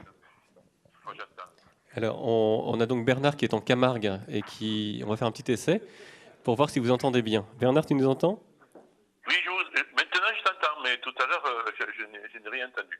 Ah bon, c'était très bien, mais je te raconterai après. D'accord, merci. Là, maintenant je t'entends. Voilà, donc je vous présente Bernard Poujol. On parlait tout à l'heure de Takao Furuno qui a développé une méthode de culture du riz avec des canards. Eh bien, vous avez au téléphone le premier et seul représentant de cette technique en France. Voilà. Bernard, on s'est rencontrés, je suis allé le voir là, début avril, on a bien échangé. Son parcours est assez intéressant parce qu'il a d'abord été chef de culture sur une exploitation de 1000 hectares de riz en conventionnel, donc avec des produits chimiques. Et puis, il y a 11 ans, il décide de se mettre à son compte et pour faire du riz bio avec des canards. Alors, c'est un savoir-faire donc, qui vient du Japon, je vous l'ai dit. En France, il est donc le premier artisan de ce modèle. Et donc, Bernard, ma première question, est-ce que tu peux nous expliquer comment tu en es venu à mettre en œuvre cette expérience si originale? Tout d'abord, je vous remercie de me faire participer à cette rencontre que je trouve formidable. Et pour en revenir à mon expérience, le postulat de départ, ça a été avant tout un positionnement éthique. J'étais un peu fatigué d'exercer mon métier avec un modèle économique qui est une sorte de fuite en avant sans regarder les dégâts collatéraux occasionnés par l'exercice du métier, à savoir l'usage massif de produits chimiques que l'on déverse dans la nature. Et j'en étais le premier artisan puisque responsable technique de ce grand domaine dont j'avais la gestion. Et mon choix a été d'arrêter l'exercice de mon métier dans ce schéma-là et de passer à une autre agriculture fort de mon expérience. Donc nous avons acheté une propriété que nous avons convertie immédiatement à l'agriculture biologique. Mais c'était extrêmement compliqué d'arriver à trouver un itinéraire qui fonctionne bien, car en Camargue, la terre est riche, il y a du soleil, il y a de l'eau, donc tous les ingrédients sont réunis pour que tout pousse dans les champs, sauf la culture visée par l'agriculteur. Donc petit à petit, et tout à fait par hasard, puisque mon fils aîné est allé au Japon, et dans le cadre de son voyage, il a vu que des Japonais utilisaient des canards pour désherber leur rizière. En rentrant, il m'a dit, papa, j'ai vu un truc incroyable, les Japonais mettent des canards pour désherber leur rizière, fais-le. Alors j'ai réfléchi et j'ai mis en place une expérience, et dès la première année, ça a été un véritable succès très encourageant qui m'a incité à continuer à persévérer dans cette méthode. J'espère que j'ai répondu à ta question. C'est très bien, oui. Donc on comprend bien effectivement la démarche qui t'a poussé à passer donc sur un mode de culture biologique et donc d'abord une démarche de conviction. Oui. Toi, tu as choisi donc d'introduire des canards. Je crois que tu as cherché pendant 4 ou 5 ans la bonne méthode, et puis qu'il y a même un moment donné où c'était un peu le bord de la faillite, hein, mais heureusement oui, tout à fait, oui. Les collaborateurs canards sont arrivés. Est-ce que tu peux on connaît tous des gens qui font du bio autour de nous, et il y a certainement des gens qui font du riz bio mais sans canard. Alors est-ce que ces gens-là ne sont pas également dans une logique frugale? Disons que la frugalité, à mon sens, peut-être je me trompe, mais à mon sens, la frugalité doit pas être une forme de limitation. Or, dans le processus agronomique de la culture du riz, sans canard, on a des facteurs limitants qui s'imposent à l'agriculteur, qui sont très forts. Et de ce fait, l'agriculteur ne peut pas faire ce qu'il veut sur ses parcelles. Avec l'association, la collaboration des petits animaux, des canards, il est vrai que le processus technique devient beaucoup plus compliqué, mais l'agriculteur, quand il maîtrise le processus, a une espèce de vision globale du vivant, où il devient le maître d'œuvre, il devient le gestionnaire du vivant, et le vivant l'accompagne dans son projet. Et lui, l'agriculteur, laisse la place au vivant aussi, et la frugalité, moi je la vois là, c'est-à-dire que même le vivant indésirable, la mauvaise herbe, des tas de petites bestioles qui peuvent vivre dans les champs de riz, ont leur place, dès l'instant où ils ne sont pas gênants au projet économique de l'agriculteur.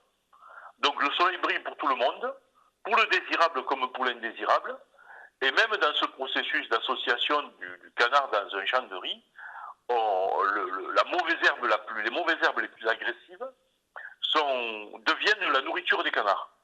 Donc elles ont une utilité même économique. Et c'est là que la frugalité, à mon sens, entre dans le processus économique et technique, c'est que on n'a pas besoin d'importer d'intrants ou d'importer des moyens de lutte contre les problèmes que l'agriculteur rencontre, mais au contraire, la richesse est disponible autour de nous, mais c'est une richesse discrète qui permet d'atteindre des objectifs économiques bien précis que l'agriculteur moderne veut développer dans son entreprise. Alors, je comprends bien là, que effectivement, tu as d'abord une démarche de conviction, qu'ensuite, effectivement, les canards sont des collaborateurs. Mais malgré tout, au bout de 5 ans où tu lances cette démarche, tu es sur le point de te dire il faut que j'arrête parce que c'est plus viable économiquement, parce que tu ne trouves pas la bonne équation.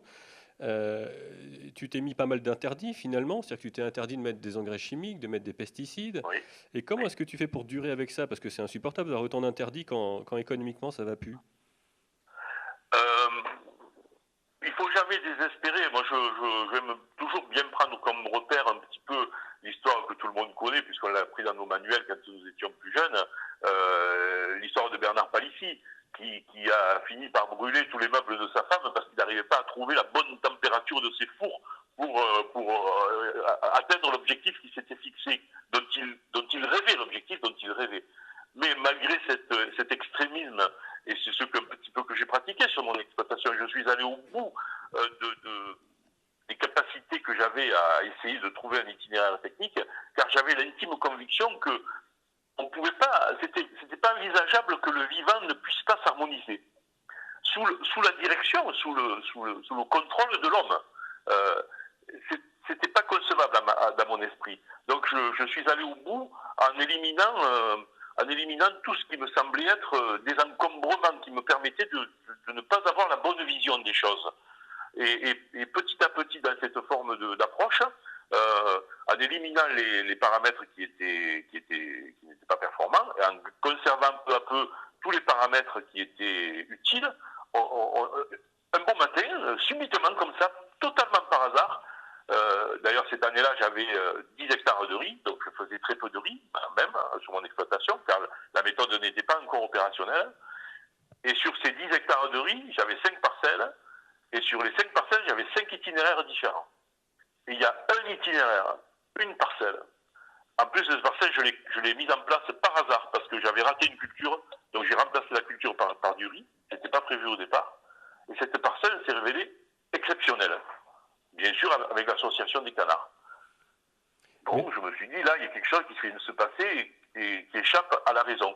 Comme j'avais identifié pratiquement tous les paramètres dans toutes les autres parcelles, j'ai pu sortir un fil conducteur, une espèce de fil d'Ariane, qui avait été expérimenté sur ce champ, et j'ai répété le même scénario l'année d'après. Parce qu'il faut se dire que dans l'agriculture, on ne fait une expérimentation qu'une fois par an. Et si on se casse la figure, on attend l'année d'après pour pouvoir réexpérimenter autre chose. C'est très lourd, c'est très compliqué. Et là, la deuxième année, donc, j'ai généralisé la parcelle exceptionnelle, le mode opératoire de la parcelle exceptionnelle à toutes les parcelles. J'ai même augmenté de 40% la surface générale, tellement j'étais confiant. Et heureuse surprise, l'itinéraire s'est confirmé. Et aujourd'hui, je continue à affiner cet itinéraire, mais on a une base, un socle qui a été identifié, où en agrobiologie, c'est-à-dire sans faire violence à l'environnement, sans faire violence au consommateur, puisque la nourriture que nous lui apportons n'est que de la nourriture, elle n'est pas accommodée de petits pesticides, et sans faire violence à l'éthique morale de l'homme qui travaille, eh bien, on a un itinéraire qui nous permet de produire, d'être économiquement fort, et par la même occasion, éthiquement serein. Et c'est ce qui m'a vraiment le plus enthousiasmé dans cette histoire et dans ce projet. Alors je comprends bien. Alors pour résumer un peu ça, il y avait une expression que tu m'avais donnée quand on avait préparé, où tu disais que ton modèle implique des interdits, que tu t'interdis certains actes qui vont abîmer la terre, la chimie, les engrais, etc. Mais tu me disais, il y a une distinction entre les interdits contraignants et les interdits libérateurs. car un interdit libérateur sert de guide pour rechercher des solutions. Donc je donnais ça un petit peu comme synthèse peut-être de ce que tu viens de dire. On va gommer la question 3 parce qu'on n'aura pas le temps, me dit Karen. Et je vais passer à la numéro 4 tout de suite. Alors, très concrètement, est-ce qu'on peut vivre convenablement dans un modèle comme le tien ? Est-ce qu'il y a des sacrifices à faire et des bonheurs cachés ou insoupçonnés ? Est-ce que tu peux nous dire ça en 1 minute 30 ? Oui, on peut vivre très heureux dans le modèle économique que j'ai mis en place, car on a avec soi sa conscience. Ça, c'est le premier paramètre. Le deuxième paramètre, c'est qu'on apporte du bonheur aux gens. Et j'en veux pour exemple, cette expérience, nous sommes allés la développer au Sénégal à la demande de petits paysans qui ont été interpellés par notre initiative, qui sont venus me visiter. Une ONG est venue me visiter en 2014. Et depuis 2 ans, déjà, 2017 sera la 3e année, nous avons mis en place auprès de populations très très pauvres, qui ont que les yeux pour pleurer. Ils travaillent comme au Moyen-Âge. On leur a amené l'histoire de mettre des canards dans les rizières. Et sous les plumes des canards, on leur a amené avec de l'espérance. Car ils se sont rendus compte que sans perturber leurs habitudes sociales et leurs habitudes de travail, simplement en associant des canards à leur champ de riz, ils avaient doublé la production de riz, car le canard soulageant le travail de l'homme, ils avaient pu faire plus de surface de riz, donc doubler la production, la capacité à produire. Et en plus, ils se retrouvaient avec un élevage de canards qui leur amenait une protéine animale à consommer. Donc ils étaient gagnants-gagnants. Ils travaillaient 1 fois et ils gagnaient 2 fois, le riz et les canards. Donc ça, pour des gens qui n'avaient pas eu accès encore à la modernité, ça les a fait rentrer de plein pied dans un projet d'avenir. Et donc, quelque part, c'est un modèle économique qui amène de l'argent sonnant et trébuchant pour se développer, mais aussi qui met les hommes en marche dans un projet d'avancement intérieur, de développement intérieur. Ça, c'est plutôt bien. Alors concrètement, donc quelques petits chiffres que je peux donner. La rentabilité sur une exploitation comme celle de Bernard, c'est 4 tonnes à l'hectare contre 6 hectares en conventionnel. Voilà. La deuxième chose, qu'aujourd'hui tu produis 100 tonnes de riz à l'année, je crois, avec un chiffre d'affaires de l'ordre de 250 000 euros. Et qu'un exploitant dans ce modèle, sur 25-30 hectares, vit très convenablement, même très confortablement, avec des investissements légers. Alors, dernière question, Bernard, toujours en 1 minute 30, et après je rendrai la parole. Est-ce que tu as un message que tu souhaites nous laisser méditer sur ta démarche ?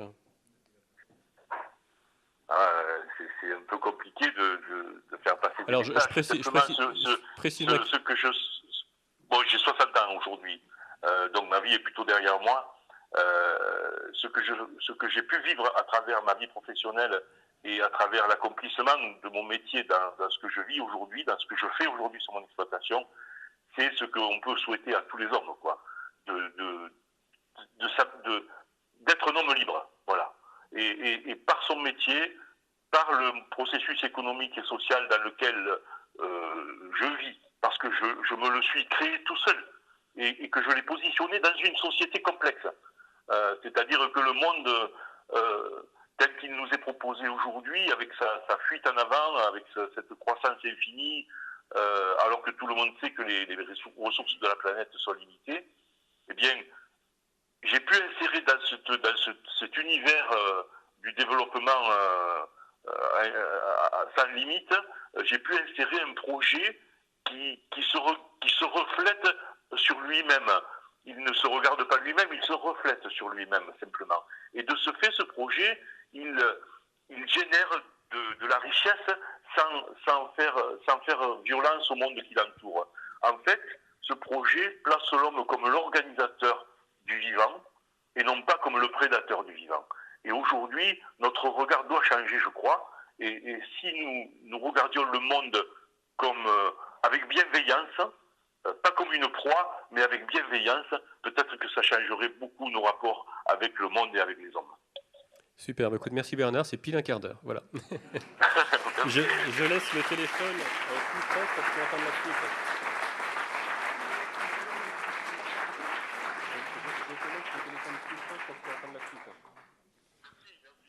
Merci Sébastien et merci Bernard pour ce message très très inspirant.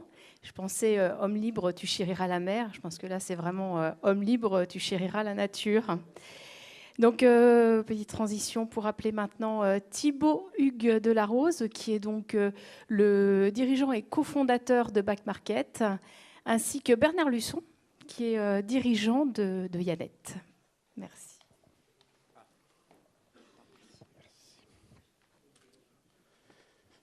Bien. Bonjour à tous. Tiens, Thibaut, mets-toi plutôt peut-être à côté. On va donc on va changer d'univers. Je suis un peu sous le choc là après tout ça. On va changer d'univers, mais on va rester avec un homme libre.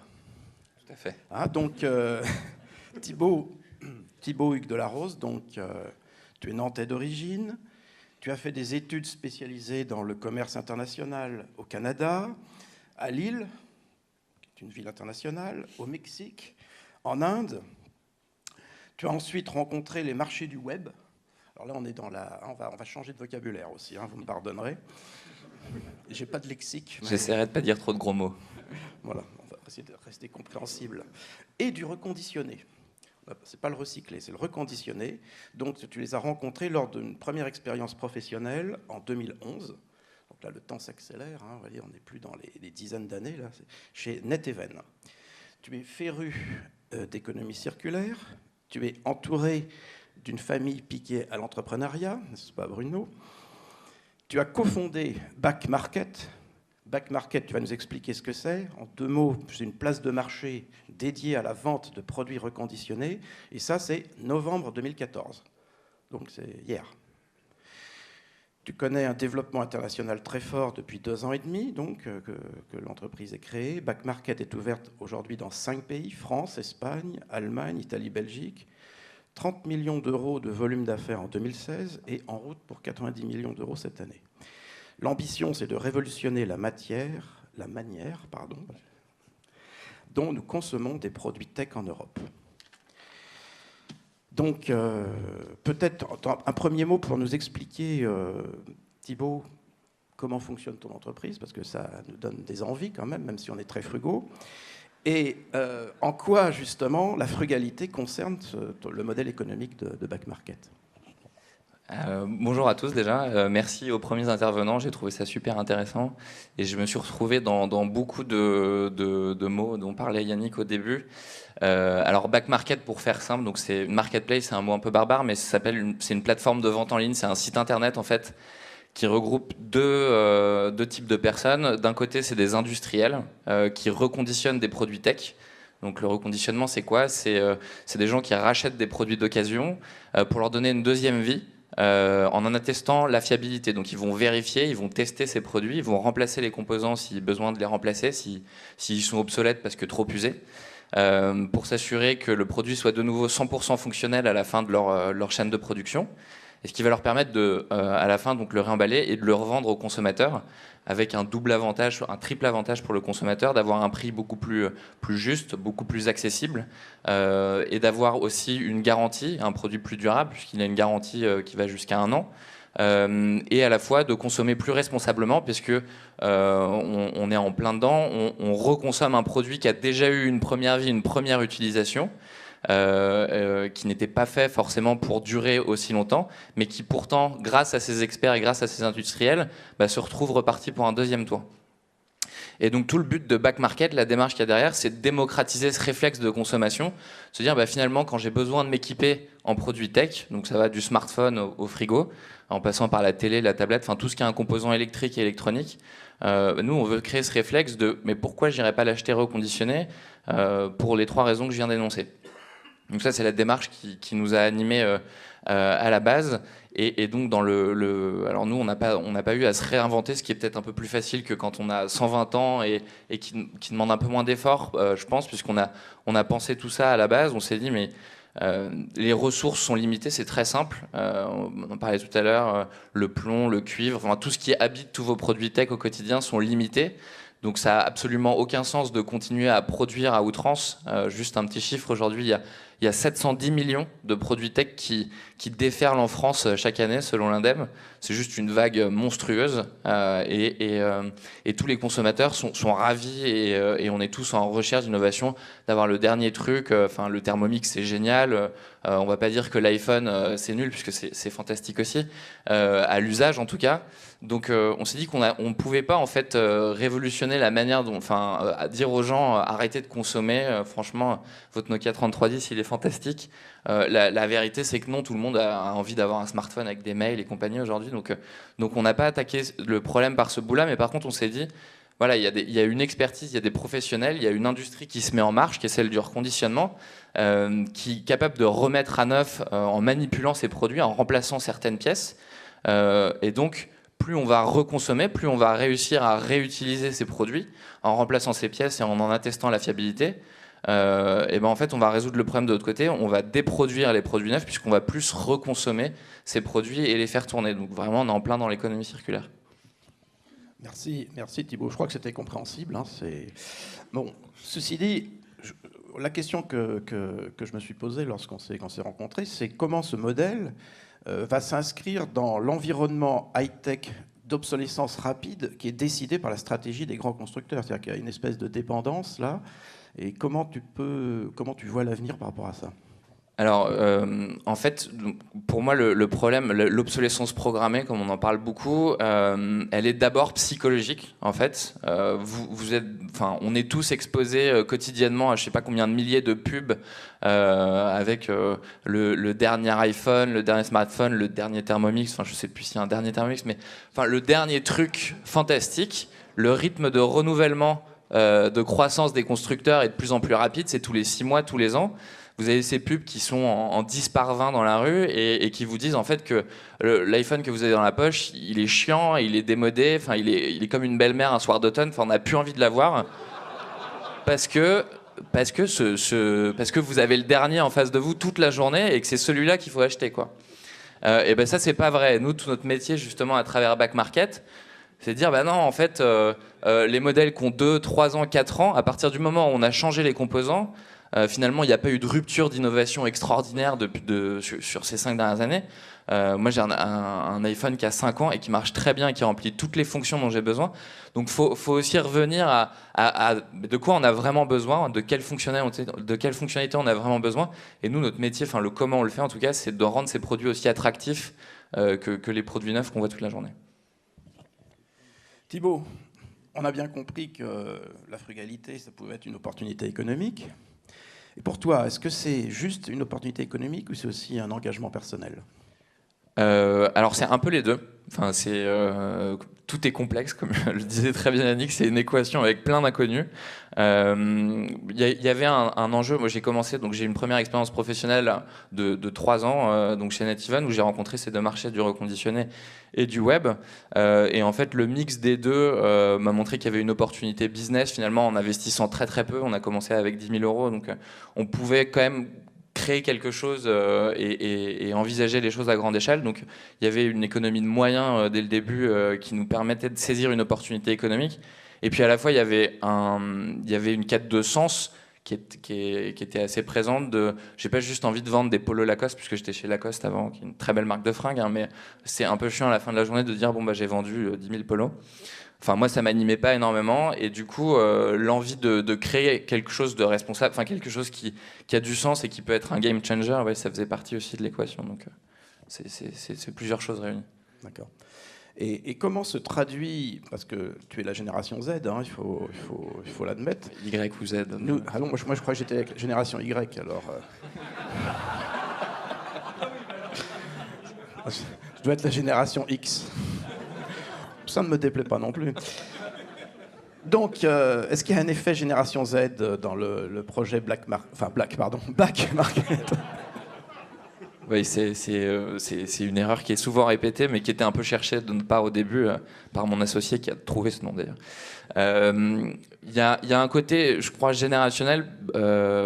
Oui, parce que, enfin, il y a un mouvement qui est en train de se mettre en place, qui est nécessaire parce que la conjoncture économique, comme le disait Yannick tout à l'heure, ça peut plus durer. On peut plus continuer à produire, acheter de manière, sans réfléchir. On peut plus se déplacer de la même manière. Donc il y a eu des pionniers comme Blablacar qui vont finalement permettre de démocratiser, de partager des ressources. Il y a des modèles comme Tesla aux États-Unis qui essaient de trouver des nouveaux moyens d'optimiser aussi les ressources, l'énergie, etc. Toute l'énergie renouvelable, toute la manière de consommer plus responsable aussi, le consommer bio, le consommer raisonnable. Et puis on entendait le témoignage sur la riziculture avec les canards. Enfin, il y a plein de choses qui doivent se mettre en place, mais parce qu'elles ont du sens et qu'elles répondent à une réalité qui est économique et qui est celle d'aujourd'hui. Et donc je pense que notre génération, enfin la génération Z, mais la génération qui vit actuellement sur cette terre simplement, est en train de se dire que voilà, il y a besoin de changer les modes de consommation et que justement consommer plus responsable, c'est pas juste un nice to have, ça devient nécessaire. Et pour que ça marche, il faut évidemment que ça soit économiquement rentable, sinon on n'en parlera plus, quoi. Bien, écoute, je te remercie Thibaut, je crois qu'on peut l'applaudir.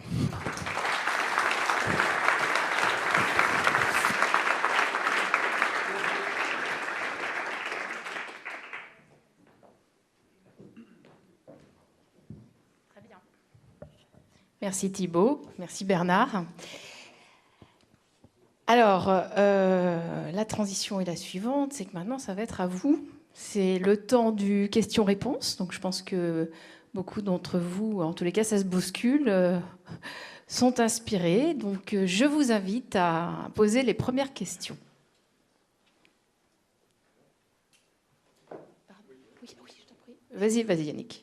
Merci.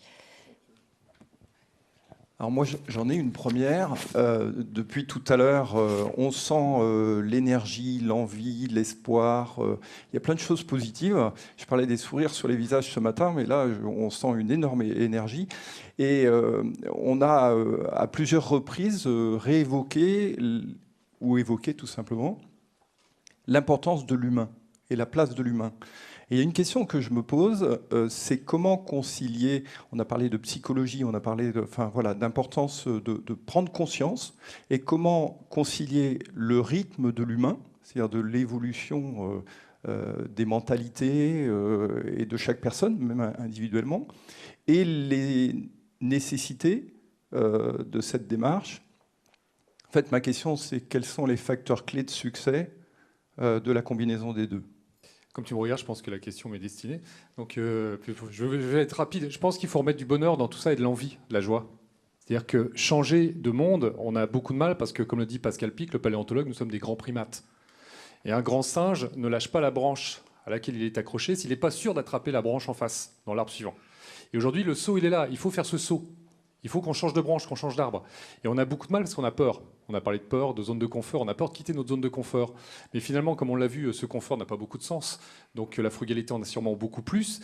Et il faut qu'elle devienne heureuse. C'est aujourd'hui Pierre Rabhi, sobriété heureuse, frugalité heureuse. Il faut donner de l'envie et de la joie. Et là, les gens changeront. Et je pense que beaucoup de gens sont prêts à changer. C'est plus nos élites, et les dirigeants aussi d'ailleurs, j'adresse un message aux dirigeants, qui sous-estiment leurs collaborateurs et leurs consommateurs dans l'envie de changer. Oui, je partage complètement cette conclusion. En fait, on constate en entreprise, moi je l'ai constaté par exemple à propos d'innovation, on constate que les mentalités ont considérablement évolué. Et en fait, on découvre avec effarement que c'est nous qui freinons le mouvement en fait, en entreprise. Nos collaborateurs ont envie d'y aller. Quand on a un projet qui porte sur la frugalité, un projet qui porte sur l'économie des ressources naturelles, un projet qui porte sur le respect de l'environnement, les collaborateurs sont prêts à y aller. Il y a un enthousiasme incroyable. En fait, c'est simplement parce qu'on ne pose pas la question, je crois. On a ce tort de ne pas toujours poser la question. Moi, j'ai une question. Je voudrais revenir aussi sur un point. J'ai vu un antagonisme tout à l'heure sur... Yannick, tu parlais d'éloge de la lenteur dans la frugalité, et puis Patrick, tu as parlé de nécessité de vitesse. Et alors, est-ce un vrai antagonisme ou parle-t-on de deux choses différentes? Est-ce que c'est la lenteur dans la consommation, mais c'est dans la vitesse, la capacité à proposer rapidement des solutions nouvelles ou d'innover? Oui, c'est vrai que ça paraît antinomique. Je crois que ça l'est pas. On parlait de deux espaces différents. La vitesse, c'est ce qui nous permet de nous dire on faut être prêt au bon moment. Et en fait, le monde va plus vite. Quoi qu'on dise, le monde va plus vite. Il suffit de regarder ce qui se passe autour de nous dans certaines grandes puissances, même si elles sont en pleine croissance. Alors, on peut discuter de la croissance, mais c'est cette vitesse-là dont je parlais. Et de ce fait-là, l'intuition devient prépondérant sur certains raisonnements qui vont être très longs, des démonstrations très longues. De l'autre côté, la bonne vitesse du changement, c'est comme le bon prix du marché, ça. Moi, j'ai souvent des acheteurs, il faut être au prix du marché. Alors, je fais juste une parenthèse pour voir cette notion-là. Moi, le prix du marché, quand j'ai des acheteurs qui m'attaquent là-dessus, qui sont quand même pénibles par moment, j'en dis simplement, pour moi, le prix du marché, c'est simple. C'est simplement le bon prix qui permet en bout de course, en finale, à tout le monde d'en vivre. Décemment. Donc à faire décemment. On trouvera toujours un mec au fin fond du monde à vouloir faire une bricole pour 3 francs 6 sous. La question, c'est un problème de conscience. Et par rapport à la vitesse, aujourd'hui, je pense qu'on a vécu 10-15 ans une accélération incroyable de digital qui, maintenant, nous, on appelait ça ici, dans la région, on appelle ça le plugin. On vient plugger le digital sur l'industrie. Donc on met un plug entre les deux. Et on veut encore accélérer. Eh bien, je pense que maintenant, on va accélérer en fonction d'une seule chose, la capacité humaine de tout le monde, de nos collaborateurs dans les boîtes, d'intégrer des technos dans les usines. On parle de robotique. À chaque fois, on oppose robotique et emploi. Évidemment, si on met des robots, d'abord, ils vont vite aller au placard parce qu'ils ne vont pas répondre à l'exigence industrielle. Et en plus, il y aura une opposition, donc ça ne marchera pas.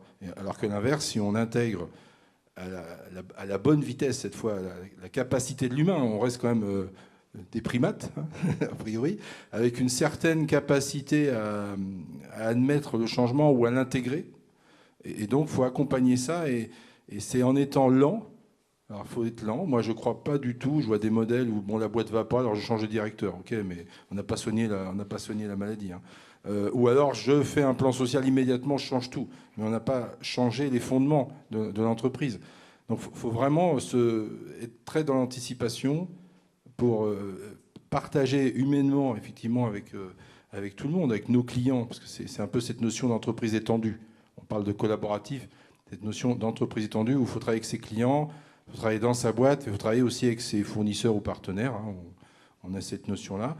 Et un dernier point qui me paraît essentiel par rapport à la frugalité, si je peux me permettre d'ajouter un élément, c'est la course à l'endettement.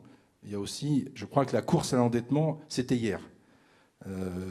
Acheter des tas de machines ou acheter le plus beau tracteur ou le plus beau équipement, ok, mais tout le monde se met en concurrence, et du coup on crée une offre avec des prix qui se cassent la gueule et du coup des tensions, etc. Nous, par exemple, on commence à inventer un modèle qui correspond à l'économie d'usage, c'est-à-dire on loue des machines. Alors c'est assez respectueux de l'environnement, puisque la machine, quand le client n'a plus besoin, on est content qu'il s'en serve très longtemps. Hein. C'est comme les smartphones, le mec il paye tous les mois, donc on est quand même content. Il faut juste un peu de trésor au départ. Mais on est quand même content qu'il paye plusieurs mois la machine, puis il oublie d'ailleurs qu'il loue, et un jour il n'en a plus besoin. Et quand il n'en a plus besoin, on la récupère. Et nous, on peut la retransformer. Lui, il ne peut pas. C'est cette notion peut-être qu'il faut aussi ajouter. J'ajouterais juste un mot, moi j'aime bien l'oxymore, hâtons-nous lentement. Les deux sont indissociables, c'est-à-dire que si on veut prendre les bonnes décisions dans un monde où l'histoire s'accélère et du fait de la connectique et des réseaux qui ont pour conséquence d'accélérer l'économie de la connaissance, donc l'histoire s'accélère, les transformations vont de plus en plus vite, il faut être lent dans cette rapidité, donc faire ce pas de côté, ce recul stratégique en fait. On regarde les choses avec lenteur pour prendre la bonne décision, mais si on est dans le peloton et qu'on fonce tête baissée, on est sûr d'aller droit dans le mur. Et ça, voilà, j'aime beaucoup ça, la lenteur dans l'accélération. Encore une question ? Oui, moi je voudrais juste savoir s'il existe une école pour réapprendre à diriger les entreprises sous cet angle-là. Oui. Je vais faire de la publicité pour un ami sur Paris qui s'appelle Mathieu Baudin, qui a créé l'Institut des futurs souhaitables il y a quelques années. Et il emmène 25 à 40 personnes en voyage initiatique, comme il dit, dans le monde de demain. Et il passe en revue la frugalité, l'économie circulaire, le sens, le bien-être. C'est une... Non ? Oui. Bah, vous allez sur Internet, l'IFS, Institut des futurs souhaitables, un très beau centre de formation. Y a-t-il une dernière question ? Oui. Oui, moi, personnellement, j'étais assez obnubilé par frugalité et simplicité. Et simplicité complétée de l'exigence. C'est un petit peu ce que j'ai entendu à travers vos témoignages, c'est-à-dire que quelque part la recherche de la simplicité, mais aiguillonnée par l'exigence du résultat et l'exigence de bien faire. Est-ce que c'est une définition qui vous agrée ? Je peux reposer la question. Simplicité et exigence égale frugalité. Je crois qu'en effet, la définition est bonne. Elle s'applique bien, si on prend un exemple d'application précis, elle s'applique bien à l'innovation. En fait, les idées les plus simples en matière d'innovation sont parfois les plus efficaces. Donc tu recherches, tu as une forte exigence sur le résultat. Tu vas rechercher en effet une idée qui va t'apporter de la valeur, qui va créer de la valeur pour le client. Et souvent, cette idée, c'est une idée simple, terriblement simple, qui ne va pas demander des années d'études, etc., et qui va déboucher sur une idée qui est brevetable et qui va être applicable et qui va créer de la valeur. Donc oui, je crois que ta définition est pertinente dans ce domaine, c'est évident. Je voudrais juste rajouter un point à cette réponse. Je pense qu'on l'a entendu tout à l'heure, je crois que c'est vous qui en parliez, Paul, c'est faire des petits pas en fait. On a des visions court terme, moyen terme, long terme qui sont... qui n'ont pas de limite en fait. On veut aller bousculer Amazon et devenir la plateforme de la reconsommation et faire en sorte que ça préempte la consommation de produits neufs, etc. Mais c'est que des petits pas. Et si on se rattache à des visions qui sont trop complexes et trop lointaines, je pense que c'est décourageant. Alors que si c'est juste rajouter un petit process ou rajouter des petites briques et que tout le monde peut être co-acteur dans l'entreprise, et en tout cas peut s'engager dans moi je peux révolutionner un peu mon boulot en faisant juste ça de plus, ça rend le problème plus accessible et petit à petit en fait on chemine tous vers la même vision qui est plus éloignée et beaucoup plus complexe quand la question est posée de manière globale. Donc moi je dirais que c'est vraiment ça, faire des petits moves. Pour compléter ce que dit Thibaut, moi je pense qu'effectivement faire une radicalité dans l'objectif, faut pas avoir peur d'user très très loin et très utopique, ça crée du sens. Les gens savent un objectif qui transcende le quotidien, tout en étant pragmatique au quotidien. C'est-à-dire que l'objectif, on sait qu'on va peut-être mettre 30 ans à l'atteindre, 40 ans, je pense à Interface Fleur, vous connaissez peut-être, où en 1994, le dirigeant dit un jour, on sera zéro pollution dans mon entreprise, zéro émission, alors qu'il fait des moquettes à base de produits pétroliers avec des cols au néoprène. C'est impossible de le faire. Et pourtant, il leur fixe l'objectif, il leur dit, je vous donne 25 ans. Donc ça, c'est un objectif qui est inatteignable, utopique. Et c'est pour ça que c'est intéressant. Parce que si l'objectif quotidien, c'est réduire de 5% ses déchets, on va pas refaire le monde. Puis vous ne motivez pas aux collaborateurs, cette année, moins 5%, moins 10% l'année prochaine. Ils s'en fichent. Par contre, si vous leur dites, on sera la première entreprise à faire ça, et je ne sais pas comment on va le faire, mais on se donne 25 ans ou 30 ans, et vous allez le faire, parce que je vais vous donner les moyens de vous épanouir et de trouver les solutions, là, on fait du pragmatisme, des petits pas au quotidien. Mais on a une ambition extrêmement enthousiasmante et joyeuse. Une dernière question. Alors, si possible, pas de DRO, ils sont tous très bavards, nos DRO, mais est-ce que dans la salle, une question? Oui. Moi, j'avais une question pour Back Market qui me tracasse depuis tout à l'heure. Si j'achète quelque chose sur votre plateforme, ça vient d'où? Est-ce que vous vous préoccupez de la frugalité aussi, de tout ce qui concerne le lien entre l'industriel qui reconditionne et le consommateur qui va racheter vos produits? Oui, alors pour démocratiser un mode de consommation, le consommateur est très exigeant, donc on ne va pas faire n'importe quoi et tout commence à la sélection de nos partenaires en fait. C'est quoi les process, comment ils vérifient, c'est quoi le cahier des charges pour vérifier les produits. Et plus on agrandit notre réseau de partenaires, aujourd'hui il y a plus de 130 industriels qui vendent sur la plateforme quotidiennement en Europe. On accumule du savoir, on progresse avec eux et puis on les aide maintenant à progresser en partageant les bonnes pratiques et en fixant finalement les normes de OK, c'est quoi une batterie en fait qui est suffisante pour un consommateur, qui répond aux besoins de fonctionnalité du consommateur. Et on va partager le savoir pour élever le niveau de production et mettre le challenge sur la qualité, en fait, plus que sur le prix, puisque la guerre du prix, c'est hyper destructeur pour tout le monde, pour les marges, etc. Enfin, c'est une catastrophe pour la qualité. Du coup, dans notre algorithme, en fait, si vous avez, je vais vous donner un exemple, je vais essayer d'être concret sans dire de gros mots, là c'est bancal. Si on a 20 usines qui vendent le même produit, je vais reprendre l'exemple d'un iPhone 6, nous on a créé un algorithme qui va regarder les paramètres de qualité, les paramètres de satisfaction de service de chacune de ces usines qui sont positionnées sur cette offre. et aussi le prix. Mais on va prendre ces 3 piliers clés et on va décider qui a le meilleur rapport qualité-service-prix, en fait. Donc vous pouvez avoir des usines qui sont beaucoup plus chères que d'autres, mais qui ont des meilleurs ratings de qualité, des meilleurs ratings de service. Et donc on va valoriser ça, même si elle est 30 € plus chère, c'est quand même elle qui va être poussée sur le site. Oui, ma question c'était, j'ai pas de choix pour choisir l'industriel, par exemple, qui est le plus proche de chez nous. Non, ça fait partie de notre volonté, ça fait partie de notre volonté en tant que tiers de confiance. On estime qu'on n'est pas juste un intermédiaire entre guillemets, et j'ai beaucoup d'admiration pour ce que fait Le Bon Coin, mais on ne met pas en relation juste un parti avec un autre. Nous, on est les seuls à voir finalement avec toute la data qu'on collecte, la qualité qui est proposée sur les produits, sur le moyen, sur le long terme et sur le court terme. Et donc, on est les seuls à pouvoir finalement choisir pour le consommateur et assurer le meilleur niveau de rapport qualité-prix. Alors que le consommateur n'a pas ces informations. Oui, dans la qualité, on pourrait intégrer la qualité environnementale dont le transport fait partie. Oui, tout à fait, tout à fait. En fait, cet algorithme, il n'est pas figé, hein, il amène à beaucoup évoluer. D'ailleurs, on réfléchit, c'est un peu un gros mot encore une fois, mais à l'intelligence artificielle, comment on dynamise le choix de qui va avoir la visibilité. Il n'y a pas que 3 paramètres, il y en a 11 aujourd'hui. Et peut-être que demain, il y en aura 25. Et effectivement, la durée de livraison, l'éloignement de la livraison entre celui qui fournit le produit et celui qui va le recevoir est déjà dans nos réflexions en fait, sur l'algo. Merci beaucoup. Donc, il est venu le temps de conclure. Je vais te redonner la parole une dernière fois, Yannick. Mais auparavant... Auparavant, on va passer une petite vidéo. Il faudra éteindre les lumières, s'il vous plaît, si quelqu'un peut les... Ce serait gentil, merci. Merci.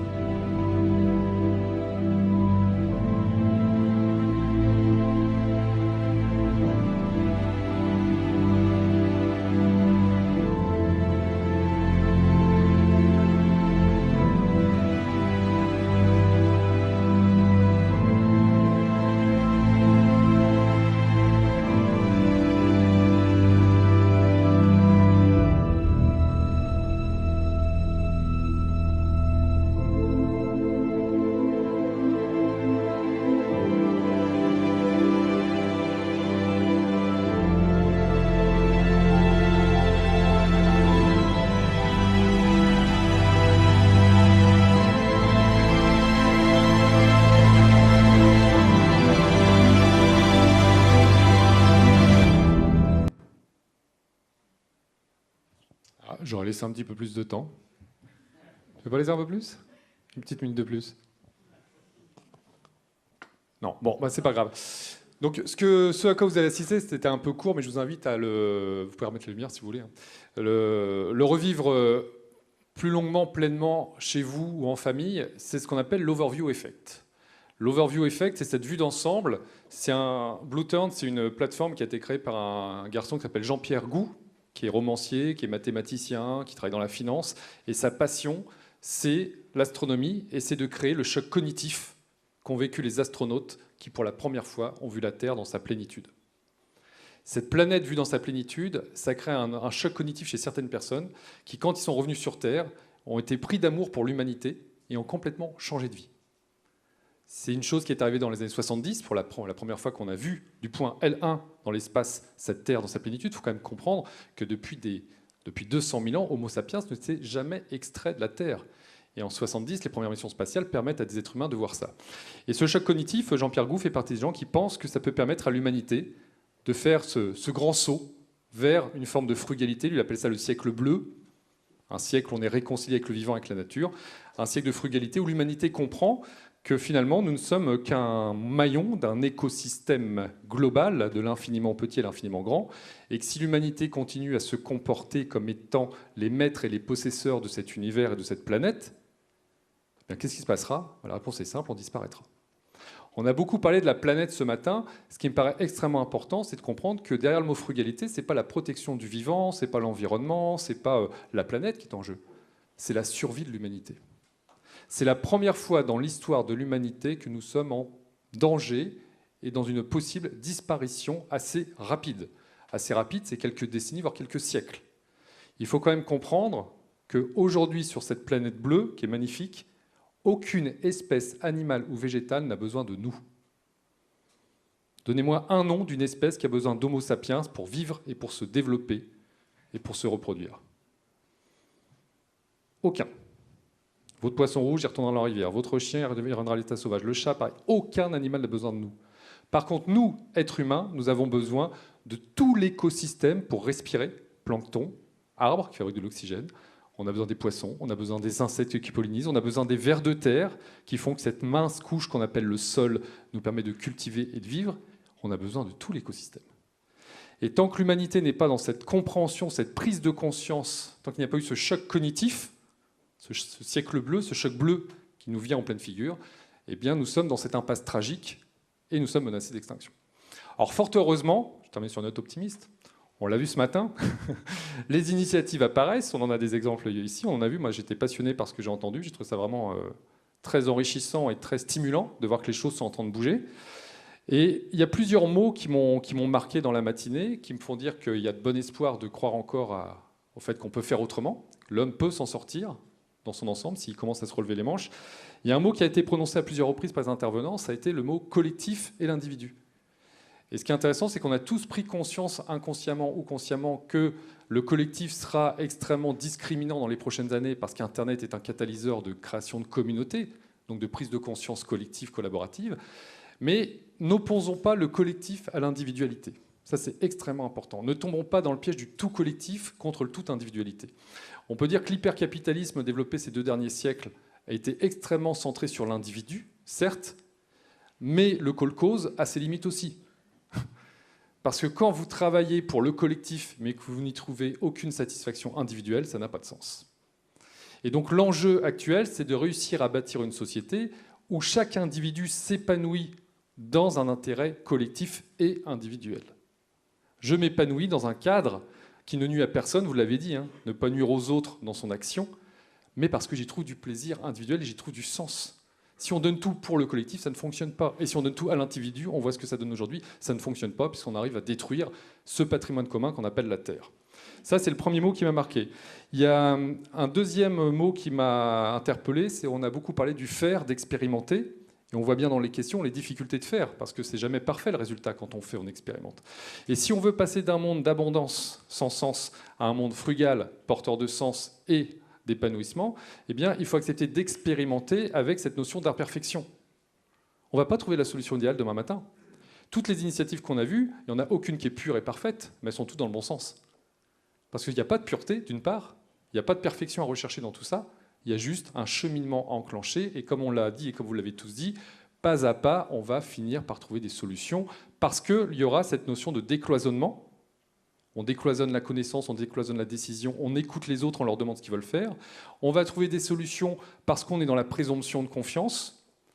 On quitte le système pyramidal, sclérosant et castrateur pour aller vers un système beaucoup plus latéral, beaucoup plus à l'écoute et beaucoup plus bienveillant à l'égard de ses collaborateurs, de ses clients, de ses consommateurs et de l'environnement. Et dès lors qu'on décloisonne, qu'on a la présomption de confiance, les solutions, elles émergeront collectivement et individuellement. Ce n'est pas le collectif qui a les réponses, c'est des individus dans le collectif qui vont avoir des réponses et qui vont créer un collectif bienveillant. Autre mot qui m'a marqué, la notion de responsabilité. Prendre ses responsabilités, être responsable du patrimoine commun, parce que ce patrimoine, il n'appartient à personne. Pas plus à l'homme qu'aux autres espèces animales. Il est là, point. Donc nous ne sommes que des usagers de ce patrimoine, donc on doit le préserver. Et responsabilité aussi par rapport aux besoins dont on a au quotidien pour satisfaire. C'est-à-dire que, comme l'a dit Bernard Pujol, il s'est rendu compte que finalement il y avait des interdictions bénéfiques, on va dire bienveillantes, je ne sais plus comment il a qualifié ça, d'interdits libérateurs. Quels sont mes besoins? Et finalement, est-ce que la frugalité, c'est une privation? J'en reviens à ça. Et non, ça peut être très libérateur. Parce que se poser la question à chaque étape de sa vie, de son quotidien, de est-ce que j'en ai vraiment besoin? Et quels sont mes vrais besoins pour être heureux? Vous l'avez dit sur les expérimentations individuelles, quand on part dans la nature, qu'on fait un feu de camp, qu'on dort par terre dans un duvet, on n'est jamais plus heureux que dans ces moments-là, finalement. Et donc, ce questionnement du besoin, cette responsabilité des individus et du collectif par rapport aux besoins vitaux et aux besoins de satisfaire son épanouissement quotidien, change complètement la donne. Mais ça ne fait pas l'affaire du modèle économique, j'en reviens là, actuel. Donc on comprend bien que c'est tout un changement de civilisation qui est en cours, et c'est l'effondrement d'une vision, c'est un changement de logiciel complet. Alors ça paraît peut-être difficile à beaucoup dans la salle aujourd'hui de se dire on ne va pas y arriver, ça ne marchera jamais. Parce que les lobbies, parce que le consommateur qui pousse son caddie, parce que les Chinois, les Africains, les Sud-Américains qui veulent consommer comme nous, donc ça ne marchera jamais. Ben, rappelez-vous l'effondrement de l'Empire romain. Les sénateurs romains se croyaient le centre du monde jusqu'à ce que le Sénat romain se vide et que Rome devienne un tas de cailloux.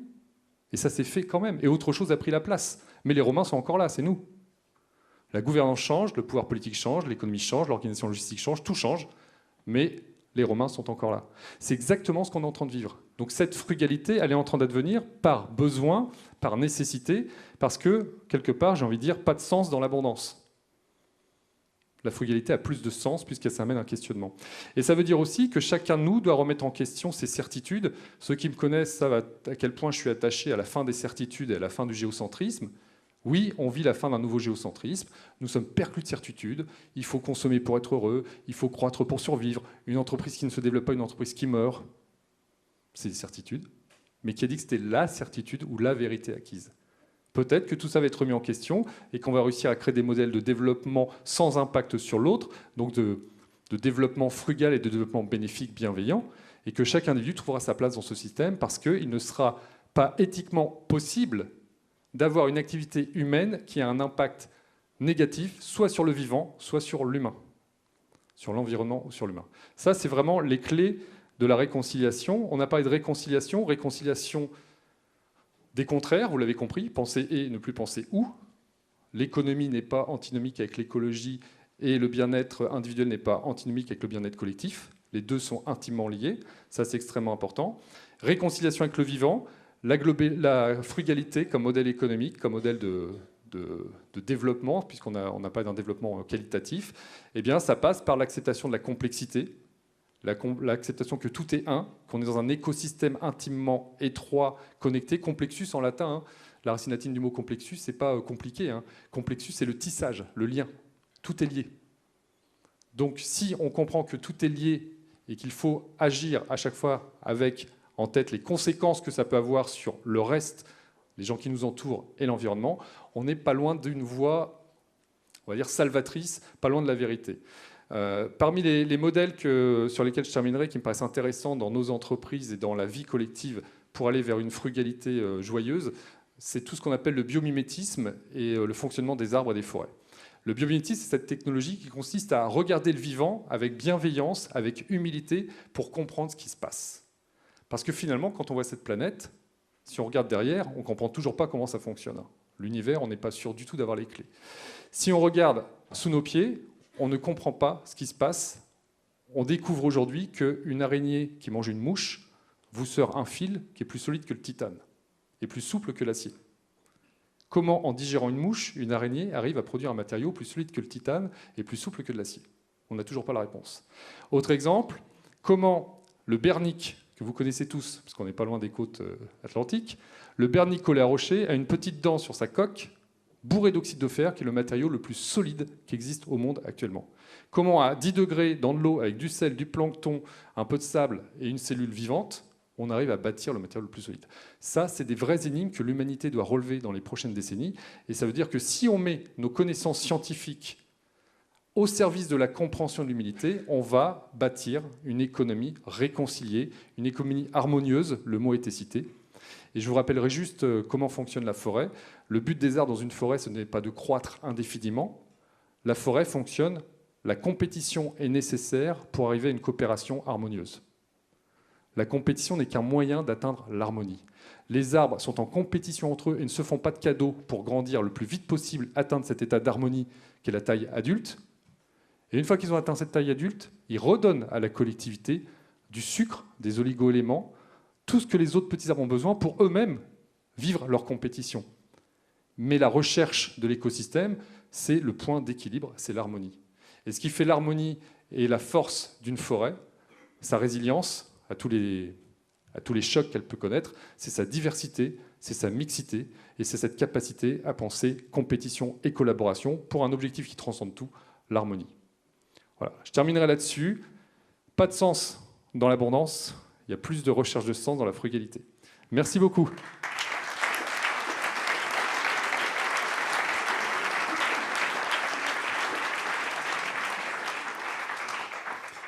Merci à tous. Alors, je ne sais pas pour vous, mais moi, ce matin, au travers de vos témoignages, de vos partages d'expériences, j'ai vécu une expérience et j'espère que c'est le cas pour vous tous.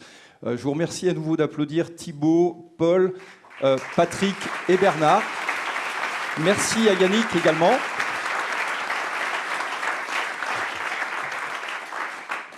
Un grand merci. Alors, on peut tous être colibri maintenant.